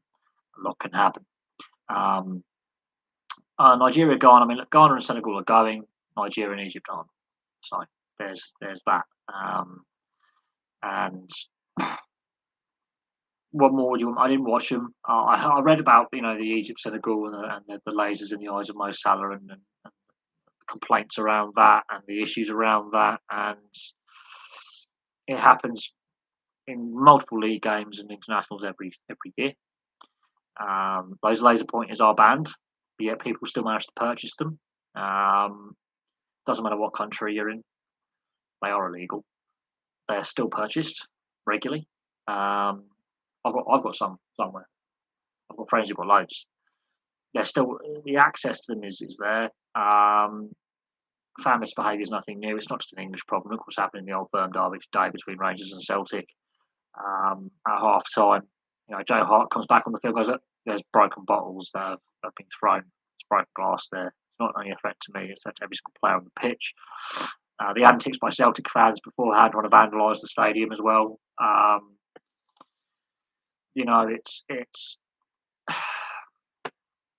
It's standard fare north of the border, I'm afraid, and has been for a long time. Canada qualifying, teams like Canada, Mexico, and the US, I do honestly think they actually do have a little advantage because their league season is played in the summer, the MLS. And so, therefore, when it comes to this tournament, their players are going to be fresh. Those players that play domestically are going to be fresh. I think the same is for the South American nations as well, with players based domestically. Their players are going to be fresh. I think we are going to see some shocks at this upcoming World Cup on a playing standpoint.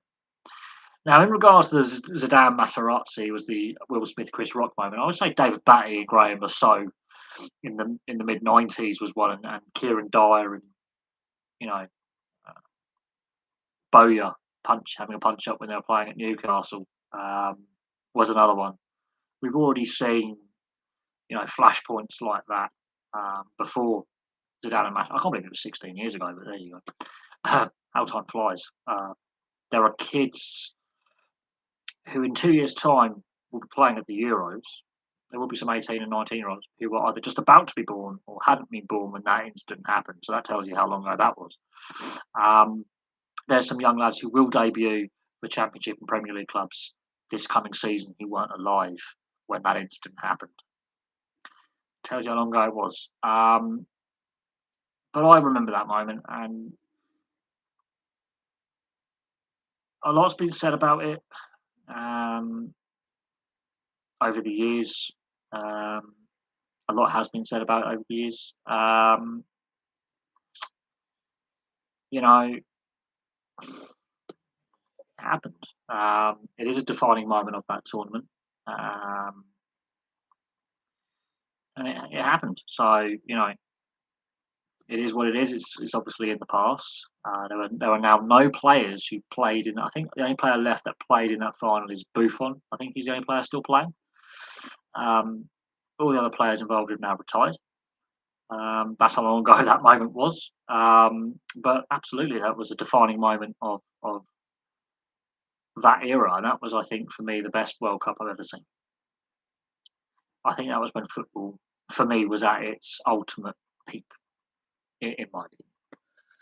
Um, I think football is not what it was, um, and so much has happened since that particular moment in that particular final in that particular year. I think that's the moment when football, for me, was at its peak. Um, Now, other people can disagree with that. That's my opinion.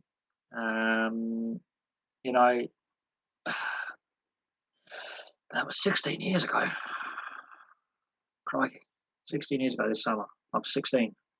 I'm now 32. I feel really old, but it seems like yesterday that happened. Um, I think every World Cup since then has been a shadow of that tournament. Again, that's personal opinion. I think every Euros as well has been a shadow of that. That was the best international footballing tournament I've ever seen. Now, others will disagree. There'll be others who will ultimately disagree in that assessment, um, and that's fair play. I mean, I'm not going to say they're wrong, but in my opinion, that was my favourite tournament to ever watch. Uh, it does surprise me with the how long it's taken and how badly implemented VAR and goal line tech has been. Although goal line tech does work, um, as proven at the 24 World Cup. But there you go. Yeah, I was 16 at the time. I'm now 32. Yeah, time does fly, and you know I just done my GCSEs, and I just left school because you could leave school at 16 in those days and go straight into work. And all those years later, here we are. Social media was in its infancy at the time. It was a much simpler time. It was a much happier time. I honestly believe that. You know, using MSN Messenger was peak at the time. Yes, I'm using some slang. Um, I actually prefer, you know, those days being 16, 17, 18, 19 before Facebook and Twitter and Instagram and Snapchat and all the other social medias of just. I used to go out with my mates and we'd have a kick about on the old Astro, and then we'd go to the pub. We'll go to a house party. We'd have a kick about in the summer in the daytime, and then we would end up going to a barbecue or going to a house party. Now, yeah, a lot of us have got kids or married or whatever, and we don't see each other anymore, and it's sad. And one of my friends has been divorced, and he's the same age as me. He's got married and got divorced, which is sad. I mean, he's a nice bloke and all that, but married and divorced. Um, I think out of my close friendship group, I think 3 or 4 of us have all got kids now. Whether we, live with us or not is another topic. But yeah, a lot's happened in the last 16 years. A lot has obviously changed. Things aren't what they used to be. We're not all the same. And yeah, things are different, for better or for worse, whatever you feel about that. Right? Good old days. Yeah, well, a lot's happened in the last 16 years in my life. Yeah, the good old days. It seems like yesterday that the 2002 World Cup was taking place, and I was at school. And we were allowed to have lessons off to watch. I remember watching England Denmark. We got let out of class. We were allowed to watch. We missed 2 classes. We watched the game. We won 3-0 on the day. Um, yeah, that was a different time. Different time. But you know, this upcoming World Cup, a lot of kids will be off school anyway. It'll be a chance for families to get together over the Christmas period. I think the final's on Boxing Day or day before Christmas Eve or something. So it's a chance for families to get together and, got the Rugby League World Cup in October. So there's a couple of opportunities in the UK at least for, families to get together and watch two World Cups basically back to back, which I think is an amazing thing on free to air. Both are on free to air TV in full. So that's an amazing thing I think, for the young kids having that opportunity to watch not only the Football World Cup but also the Rugby League World Cup. At the end of the year, I think that's going to be an amazing thing, and a big positive.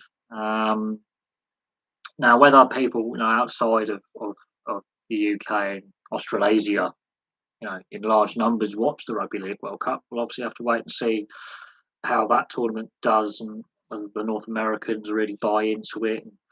I know the French will because they've got a half decent national side, but it'll be interesting to see what the viewership figures are like in North America for the Rugby League World Cup.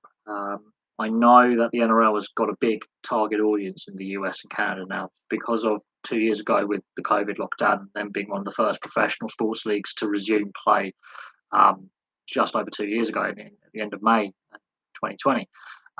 It'll be interesting to see the US fans, how many of them, watch the tournament, because that will go a long way to growing the game in North America, which I believe is an untapped resource when it comes to rugby league. And it'll be really nice to see how the sport grows and develops over there. It'd be really positive. It'd be really nice to see the league go fully professional over there. Um, and with the failures that we've seen with the Toronto Wolfpack and the Ottawa Races, that have been unmitigated failures and have done massive, I think, damage to the standing of the RFL and the Super League, not only domestically here but overseas. It'd be great to see the World Cup, with great quality sport and fans, packing out stadiums. I hope that's the case, and I might be lucky and get some tickets to the Emirates. I don't know yet, but we'll see. But it would be nice to see that. I remember the 2013 World Cup, and I thoroughly enjoyed watching that. And I remember the 2017 World Cup, the games that I could watch and enjoying that as well. And it reignited my love for the sport. And then I fell back in love with the NRL again, and I've been watching continuously pretty much for the last 3 4 years, with the NRL in Australia. I'm in agreement with a lot of Australians that the NRL is the superior, and a lot of Brits agree this as well, that the NRL is the superior product. Um, um, and there are issues with the NRL. There's no hiding that. There are some issues, a lot of issues with the NRL and governance, and only going with one expansion team next season rather than two. There are some you know issues. We've seen a change in the NRL, CEO with Todd Greenberg out and Andrew Abdo in. And Peter V'landys taking more direct control as chairman of the Australian Rugby League Commission. So there has been some structural changes in the governance side of things. There's been a lot of rule changes that have got mixed responses, which I think were necessary, but there's a way of doing it the right way. I think they've rushed a lot of the rule changes in. There's been some unintended consequences. I think they're rectifying that now this season. I think the rule changes they made this season should be made back in 2020 as well, to mitigate some of the other rule changes they made, like the six again rule, and the 18th man rule. I think they were very reactionary rule changes that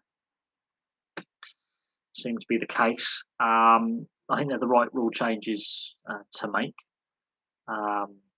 but they've made them over 3 consecutive seasons rather than just in one go.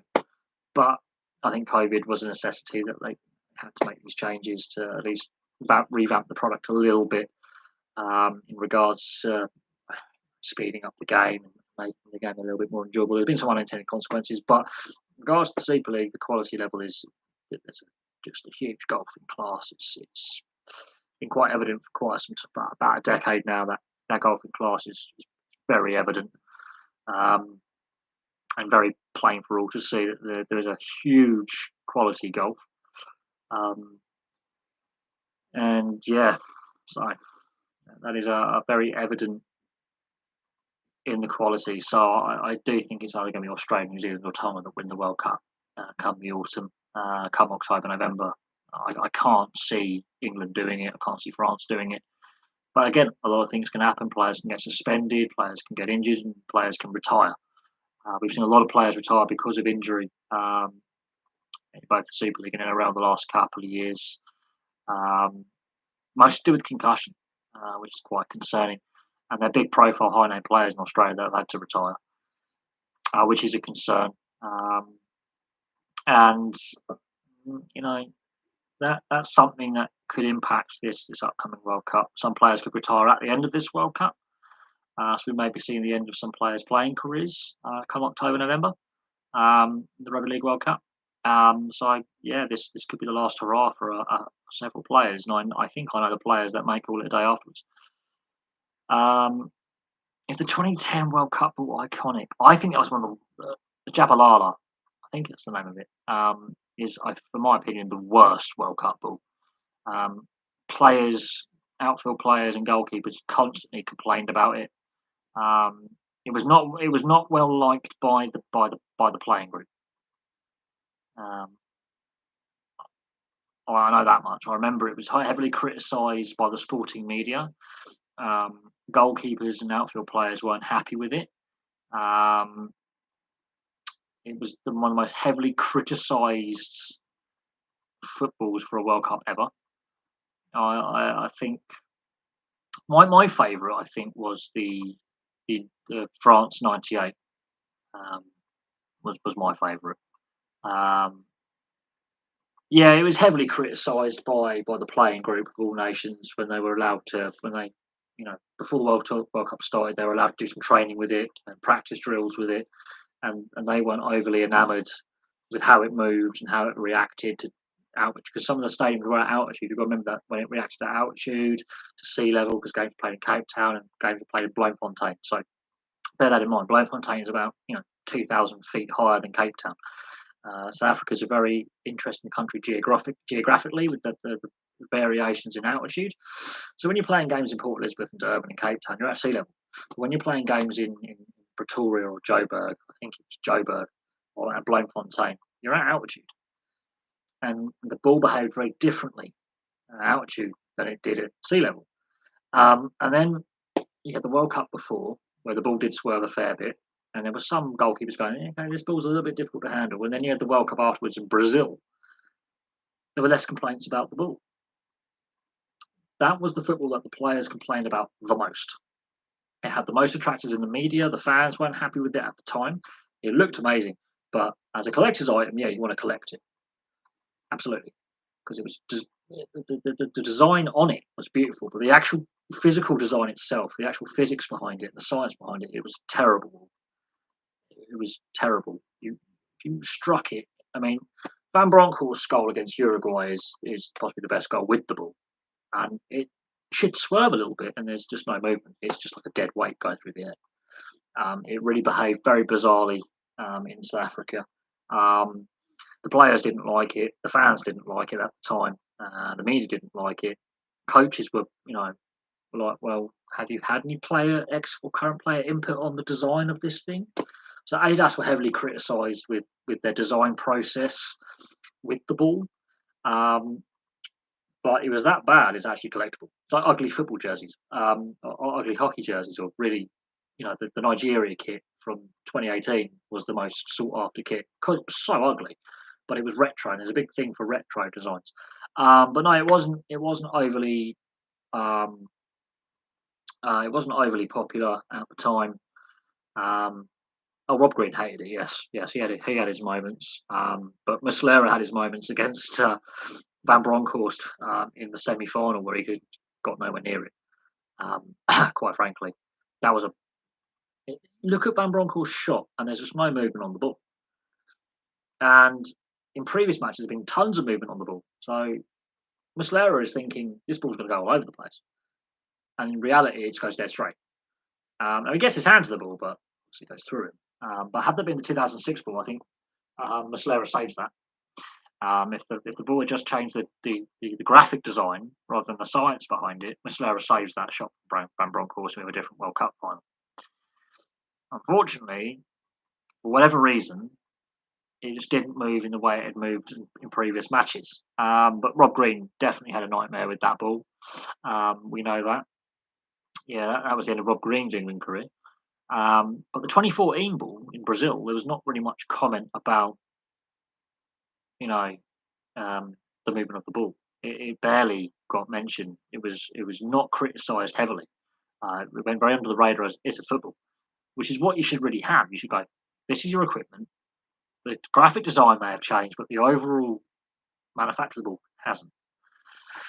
When you are discussing the equipment players are using, as this is heavily criticised, yeah, as a tournament, and it was a poor tournament as well. It really was. The pitches weren't great. The vuvuzelas, oh, they're a constant pain in the arse. Um, Gave you a migraine, and the quality on the pitch. That was the one of the worst World Cup finals I've ever seen. The amount, it was just nasty. De Jong on Xabi Alonso. I mean, that was a brutal challenge. Um, One of the worst World Cup finals I think about. That's when, in my opinion, football the quality dropped off from where it was in 2006, 2008 to where it was in 2010, 2012. Football just went off a cliff. It's getting back up again, but I don't think the quality is at the same level it was in 2006, 2008, 2004. That period, I think we're at a lower quality. It's coming out of a very low trough. Brazil World Cup was a massive improvement over 2010, and the Russia World Cup, I think it's stabilised. The Euros was a bit mixed, I think. Very entertaining. It was a far better tournament than I expected, with it being, pan Europe and a year late. But this World Cup is the crossroads I think that football needs to get over. You know, that's going to be the moment. How De Jong didn't get sent off, no one knows how he didn't get sent off. Um, Quite frankly, no one has a clue. Still to this day, no one has a clue. Just going to put it out there. Yeah, it does. It is weird that it coincides with the rise of social media in the 2010s. I actually do agree with that. Um, and also the rise in player salaries at an exponential rate, and player transfers. The most expensive transfer Ronaldinho went for was 30 odd million. Ronaldinho, I think it was 36 million was the most expensive transfer paid for Ronaldinho's services by a football club. Fast forward a decade, Neymar goes for 250 million, approximately with add-ons and bonuses. Let that sink in. Just let that sink in as I do the mic drop. So we've gone from 36 million for Ronaldinho to 250 million for Neymar. Yeah, Ronaldinho is the better player. Fathom that one out. And there is the exponential rise in player salaries over the last decade or so. There's no doubt on that either. So yeah, there is a few trends where you've got the rise in the use of social media, player salaries and transfers going through the roof, and the quality declining. There is an absolute correlation there. I do think for a working class sport or a blue collar sport, as you guys in North America would call it, it has lost touch with its traditional fan base. Um, yeah, there has been this change in direction, not for the better. I think the quality is lower than what it was 16 years ago. I do feel old saying that because it does feel like yesterday, but I didn't have all this facial hair and this long hair. I had a skinhead at the time, and I had no tattoos, and I was clean shaven, and I was a little pipsqueak with zits. Um, but I do think, yeah, things changed at the time. Like people like Abramovich and the Glaziers started buying Premier League clubs. And I go back to Simon Jordan's interview about 3 weeks ago on Talksport. It was not an interview; he was co-hosting, obviously, his segment on Talksport about 3 weeks ago, where he basically, and quite rightly, in my opinion, rips the FA, the Premier League, and the EFL a massive, massive arsehole. He completely demolishes, football structures and the direction, you know, um, the sport and the Premier League, but the sport in general has taken since 2004. Now, if you are a Chelsea fan, and if you're a Man City fan, and to a certain extent a Man United fan at the beginning of the 2000s, you're going to say, well, we've won silverware with our owners. Man United's a basket case now, but you could say, Chelsea and Man City took a while to start winning trophies under Sheikh Mansour. It took them about 5 years to 4 or 5 years to get winning, and they had a lot of missteps along the way. And they still haven't won anything in Europe, but the success that they've had, you cannot deny. There is a correlation. Now, you can be happy for their fans. Their fans are going to be happy, but rest of football really has it benefited? I would say no. I would say no. And then the segments I was reading about, English match fixing in 2006 and 2016. Um, you know, we've got this money coming in, and we have clear corruption within the game in the highest leagues in this country. And I'm going to say the top, league, League Two, League One, Championship, Premier League. The professional league structure in the Football League pyramid. Um,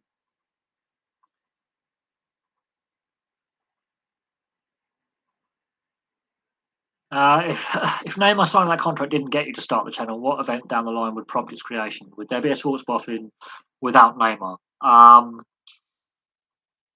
don't know. Quite frankly, I know the Mark Sampson getting sacked as the former England women's manager in 2017, which was later on that year, getting sacked, got the most views for videos that year until the Rugby League. I think the Rugby League World Cup was the catalyst, but um, up until Neymar's transfer, then the Newcastle tax investigation, which was linked to the 2016 football corruption investigation, ironically. Um, I think the Rugby League World Cup of 2017 was still the catalyst, in my opinion.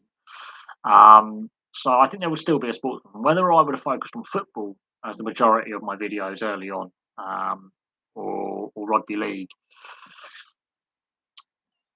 I think we would still ended up at this point. It would just taken a different path. I think Neymar was the moment that Neymar got the transfer was the reason I went. You know what?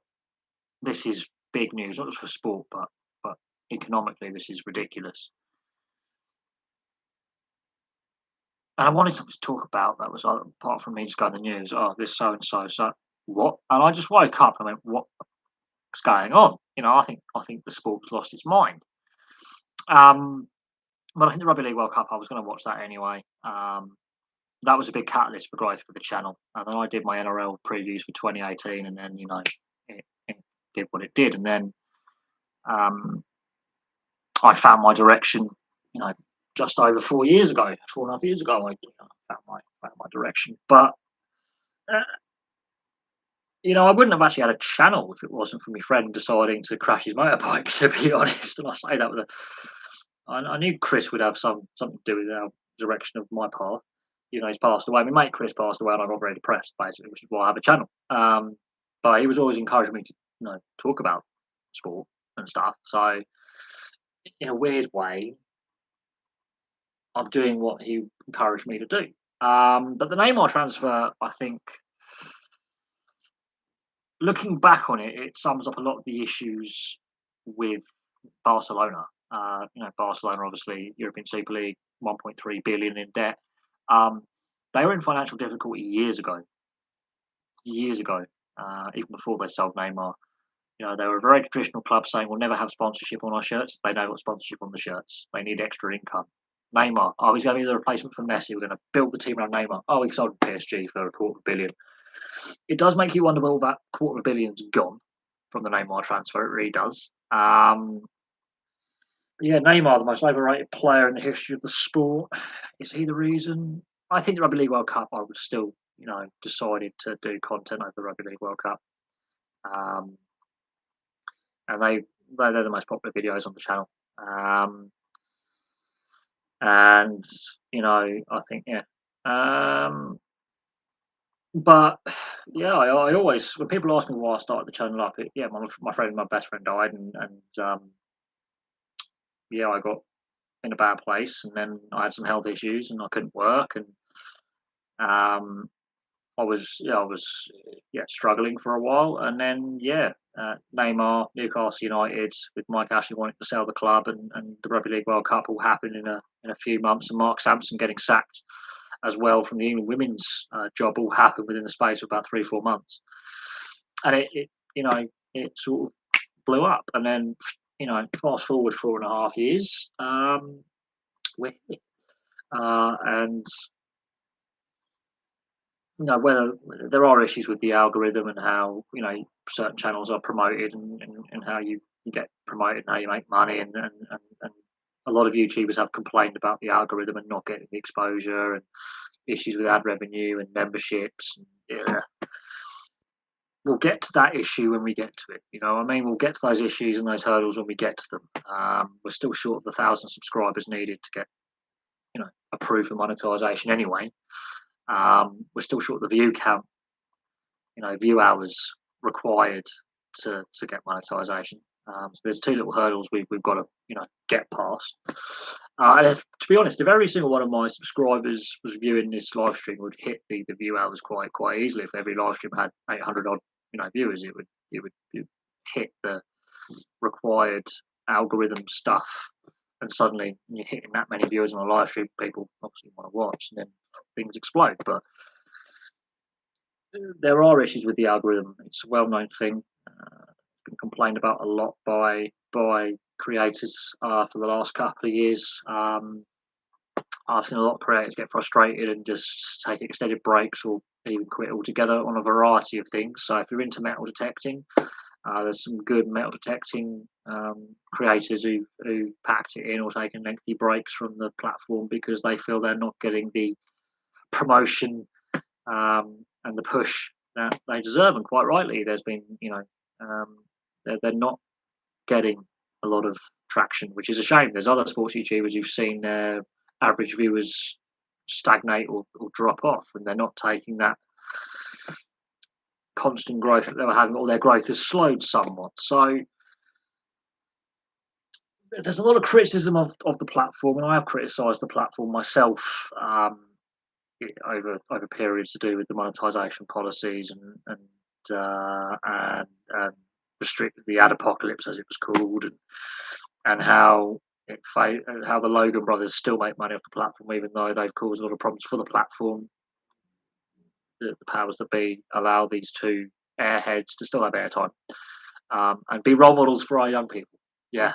Rather than discussing, this is my view on sport. I think there are issues that we can improve. That youth participation is important, and we'll have two airheads who filmed a guy commit suicide in Japan, and they made some racial slurs, and now I'm a boxer, I'm a wrestler. No, you're just two steroid monkeys who are dickhead Americans with no brain power who couldn't even spell China, China, and couldn't find Pakistan or Nepal on the map in between China and India. They're still on the platform and still making a lot of money off the platform, and they're classed as influencers, which is a word I hate. And a lot of young people look up to them, which is generally worrying. And it's the same with Molly May on her comments on got the same amount of hours in a day. Great. You're famous for shagging a failed boxing brother. Yay. You've got no intelligence up there, really. So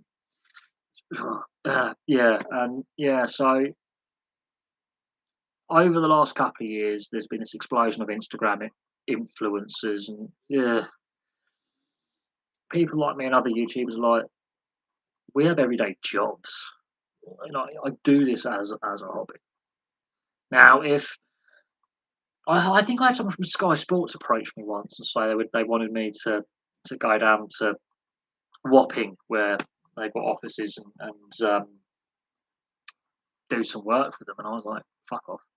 I think back in 2018 I did have someone from Sky Sports who was watching the channel.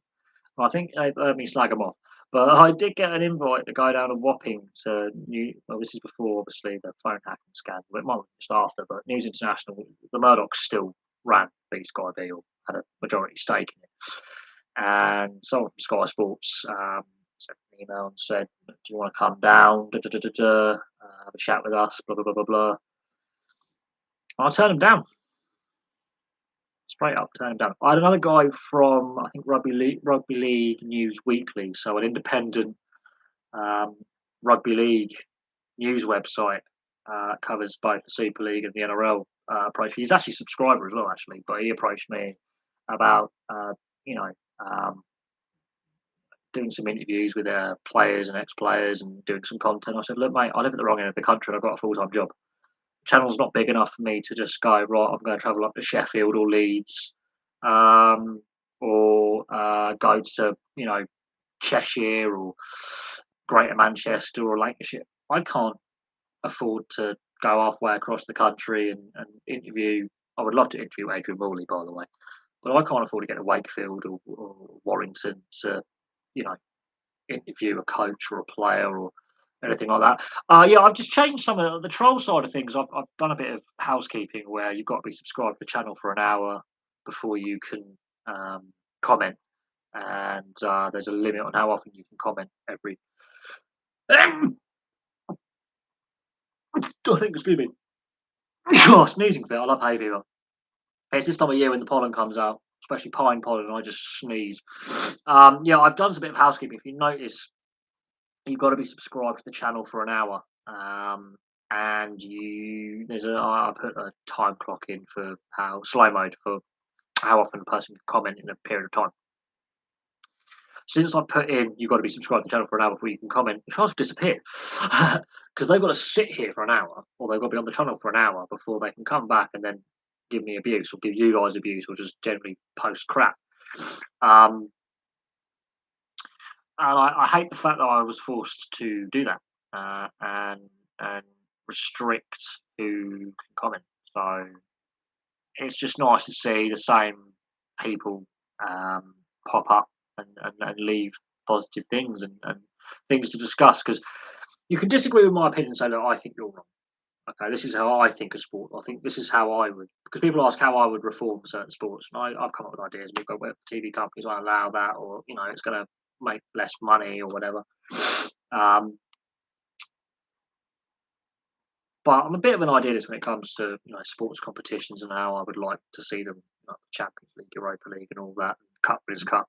Stop going on about it. It was a great competition. Now European club football is a mess because you've got all these group stages that no one wants to play in. Pain in the arse for players, fans, and coaches because of the fixture congestion. But yeah, I do some housekeeping. So when I set up a stream, it took me a little bit longer. I did the housekeeping.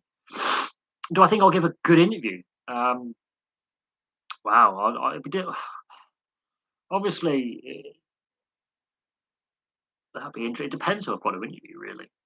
Who I get on, and because obviously when you've got like an ex-player or any kind of manager or someone in the spotlight,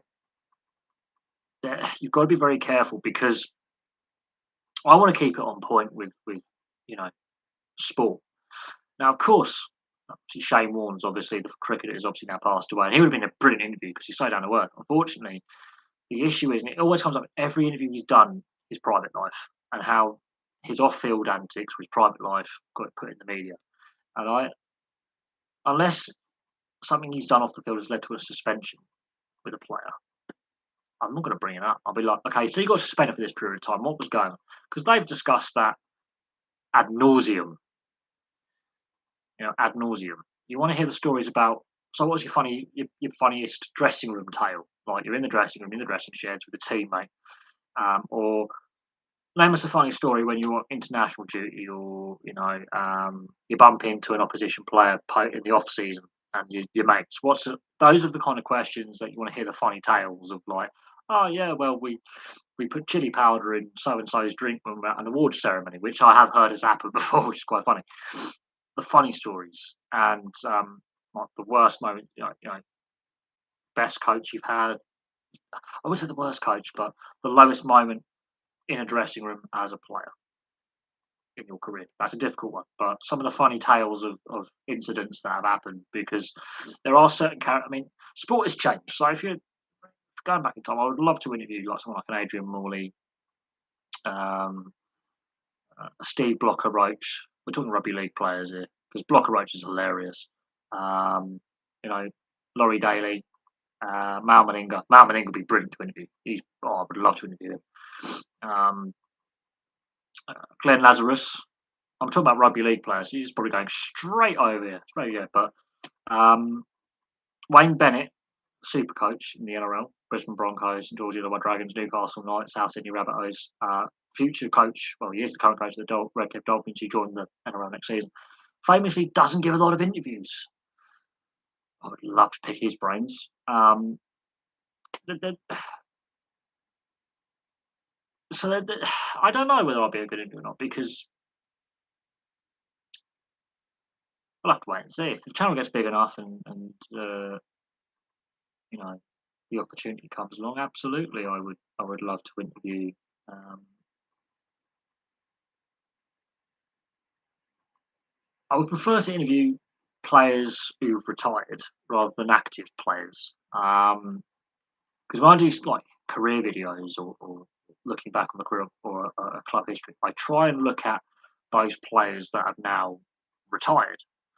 Um, and I put in my Sporting Hall of Fame. I haven't done that for a while, and there's definitely some. I've got to do a Shane Warne video at some point. Um, and I look at ex players who are no longer playing, because then you've got their stats, you've got their full career in front of you to research, and you can go, right, this is just. And then the Muzzy Izzet video was brilliant. Cool sports piece of memorabilia. Hang on a second.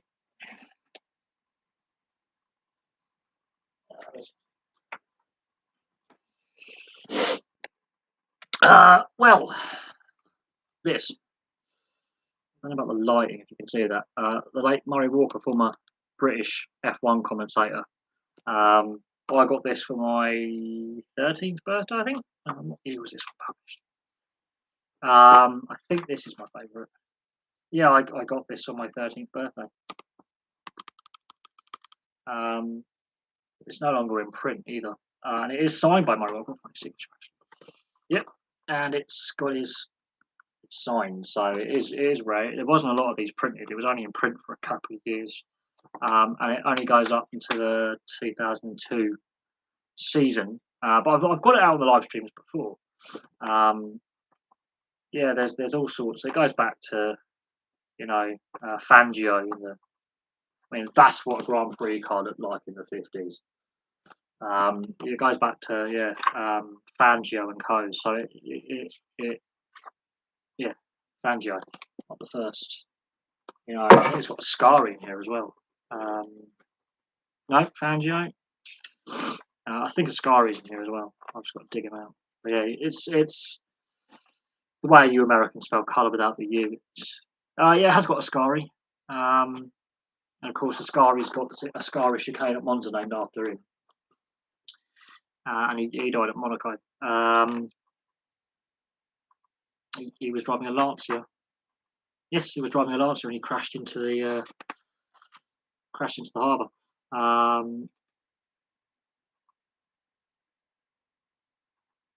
And he died 4 days after. But he crashed into the harbour, and then before the next race, he died testing the Lancia. He died. Sterling Moss, the greatest guy never to win the F1 Championship, he died a couple of years ago. I did a video on Sterling Moss. I mean, look at the cars they were driving back in the 50s and 60s. But look at that proper car. As I said, the exhausts actually come out, by the driver. They were covered on that one, but the other one they weren't. Very exposed suspension. I mean, look at the cockpit on that. The lack of safety gear. I mean, literally, that's ridiculous. I've done a video on my thoughts of F1 going back to Vegas. I did a video the other day. I'll put that, but that's my favourite. That rarely comes out. I showed it to my neighbour last year, the day Murray Walker died. I said, I actually said, when Murray Walker dies, it's going to be worth some money. And 6 hours later, he was dead, and I thought he read from the book. Shouldn't read from the book. But yeah, that's something, and it's 20 years old. Brilliant book. It's aged well. My thoughts on F1 going back to Vegas, another street circuit. I think with it going back to Vegas, you won't have those altitude changes. It'll be a flat circuit, so you won't have ups and downs like Spa and COTA and other tracks where there's height differential. but it's another street circuit, and F1 and street circuits is a bit. And with the current regulations with how the cars are moving around and, as I say, oscillating up and down, vertical travel, I think is the term they're using. It hasn't been around since the 80s. It is a bit of a concern. There's a reason why F1 didn't go back all those years ago. Um, Vegas, however, brings the corporate money. It's got good transport links. It's a young, vibrant, um, wealthy population. But they already have NASCAR there. But a lot of sports are going there, with the Golden Knights, the Raiders. I think there's plans to have a Major League Soccer team there at some point. So Vegas is growing its sporting, um, portfolio. Um, and That's one of the reasons why I think F1 has been. Liberty Media is American, so you have to bear that in mind. But I think that's one of the reasons why F1 has been attracted to Vegas is now it's got more than just a NASCAR track for sporting events that happen every year. Yes, you've got the boxing. Yes, you've got the wrestling. The MMA. They go there for the big feature fights. But apart from the NASCAR track, it had nothing until the Golden Knights, and then the Oakland Raiders relocate. So it's growing its sporting portfolio, and the population of the city is growing rapidly year on year. So it's got an upwardly mobile, young demographic from all backgrounds, and it's more than just casinos and gambling. It's completely changed from when F1 was last in Vegas 40 odd years ago as a street circuit. It only went there for a couple of years. So the dynamic of the city has changed. And there's a lot of multinational corporations that are now based in the Vegas metropolitan area. So it's more, as I say, more than just a gambling resort. It is a tourist resort, but it does have good transport links to the rest of the US. Airport, it's on interstates. It has the hotel infrastructure for a lot of fans to go and watch a race. Um, and people have moved to Vegas from not only all over the US but all over the world have moved there for work reasons. So it's a vibrant international city. Um, in regards to it not going to a purpose-built track and it being a street circuit, I'm not keen on the street circuit. If they had purpose-built track there, I'll be perfectly fine with that. But it's a street circuit. Now they're going to have to race at night, not in the day. It'd be too hot. Vegas in the day is 40, 50 degrees. You'll die. Quite literally, the drivers will be melting in those cockpits. It would have to be an evening race, which is what they do with the NASCAR. They do it so it's an evening race. So it starts in the afternoon, finishes in the evening, and they have it earlier in the calendar so it doesn't get too hot on race day. They want to get done for the hottest part of the day, with the NASCAR and the support of the IndyCar. Um, and yes, obviously the Golden Knights go to Vegas. And since the Golden Knights have been in Vegas, the Raiders have come, and now they've legalised sports gambling on a federal level. It's out to the states to enact that legislation. Um, but no, there's been a big drive by city council and the commerce department of Vegas to get more than just gambling, casinos. There's a big drive to diversify their economic base. There's a lot of other economic activity going on in the Vegas and Henderson, the, North Vegas, the wider metropolitan area that's more than just, Caesar's Palace. The same can be said for Reno in the north of the state as well, as diversified from a mini Vegas basically, uh, to a wider economic base. Um,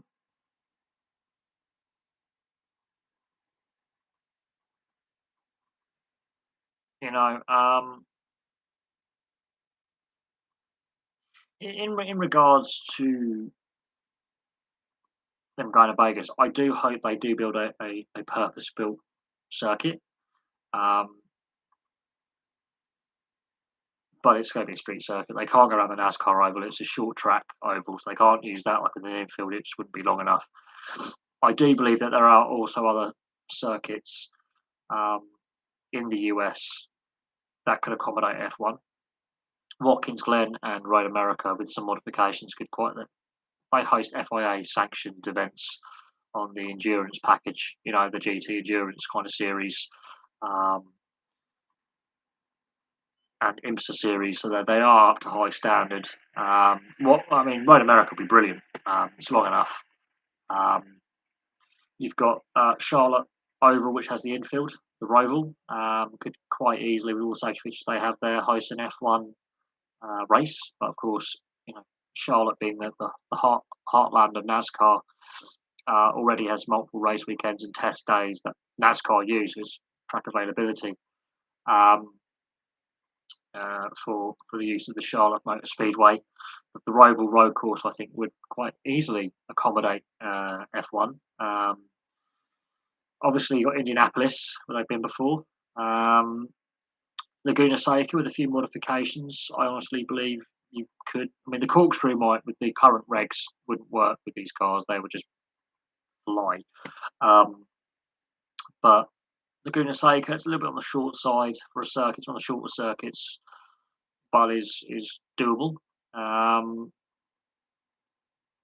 But yeah, there are other facilities out there. But Vegas, I can understand with Liberty Media and Vegas being the city it is, for the corporate money, and you know city council have obviously want to diversify and bring professional sports to Vegas on a recurring theme with the same events. They've got two professional sports teams in Vegas. They've got a NASCAR track in Vegas, getting the F1 on a yearly basis. I don't know how long the contract is, but I know from next season they're going there. The problem is it's going to be a street circuit. So look for a lot of hairpin turns and slow speed corners. Fast straight, slow speed corners. It'll be interesting to see how they work the layout. But every time F1 has gone to a city and laid out a street circuit, it's not a great event. They've done it in Detroit, they've done it in Vegas. We'll see what happens, and we'll see how it plays out. But it's here to stay. But we'll honestly see what we'll see what occurs, and what kind of product and what kind of show they put on for us from next year. I can understand Liberty Media's decision because they are a US based company and promoter, but I'm not sure all F1 fans are overly enamoured with Vegas being the location. And yeah, Road America, Watkins Glen, Laguna Seca, Sonoma, they've all been mentioned. The Charlotte Roval, with the use of part of the oval and the infield, have all been mentioned as probably better locations for facilities wise to host another US race. But remember, Vegas has all the hotel space, so it can accommodate fans not from Vegas going to the race. So there is that. But yes, also you watch the Le Mans. There's no D in Le Mans, by the way. It's just Le Mans. The disaster. Yeah. That changed regulations on where grandstands could be built and how close grandstands could get to the track. A lot of tracks changed their layouts because of that. And I think the Swiss banned motor racing because of that accident as well on there in Switzerland. So yes, that had an impact on motorsport outside of France as well. But it did change how circuits, how close grandstands got to the track, and also where access to the pit lane. A lot of things changed in the years and decades following that accident, and that is the worst motorsport accident that has ever occurred. And there's been nothing as serious since then for loss of life and injuries. So for every disaster, there's always something good that comes out of it, and there was a lot of safety changes made following the Le Mans disaster. I think it was 56 or 58. Can't remember what year it was exactly at the top of my head, but a lot of changes occurred because of that disaster. Anyway, I want to call that a stream. Thank you very much for all your questions. Really appreciate it. And of course, I'll have some more videos for you next week. So thank you very much for watching, and I'll have some more content for you guys very soon.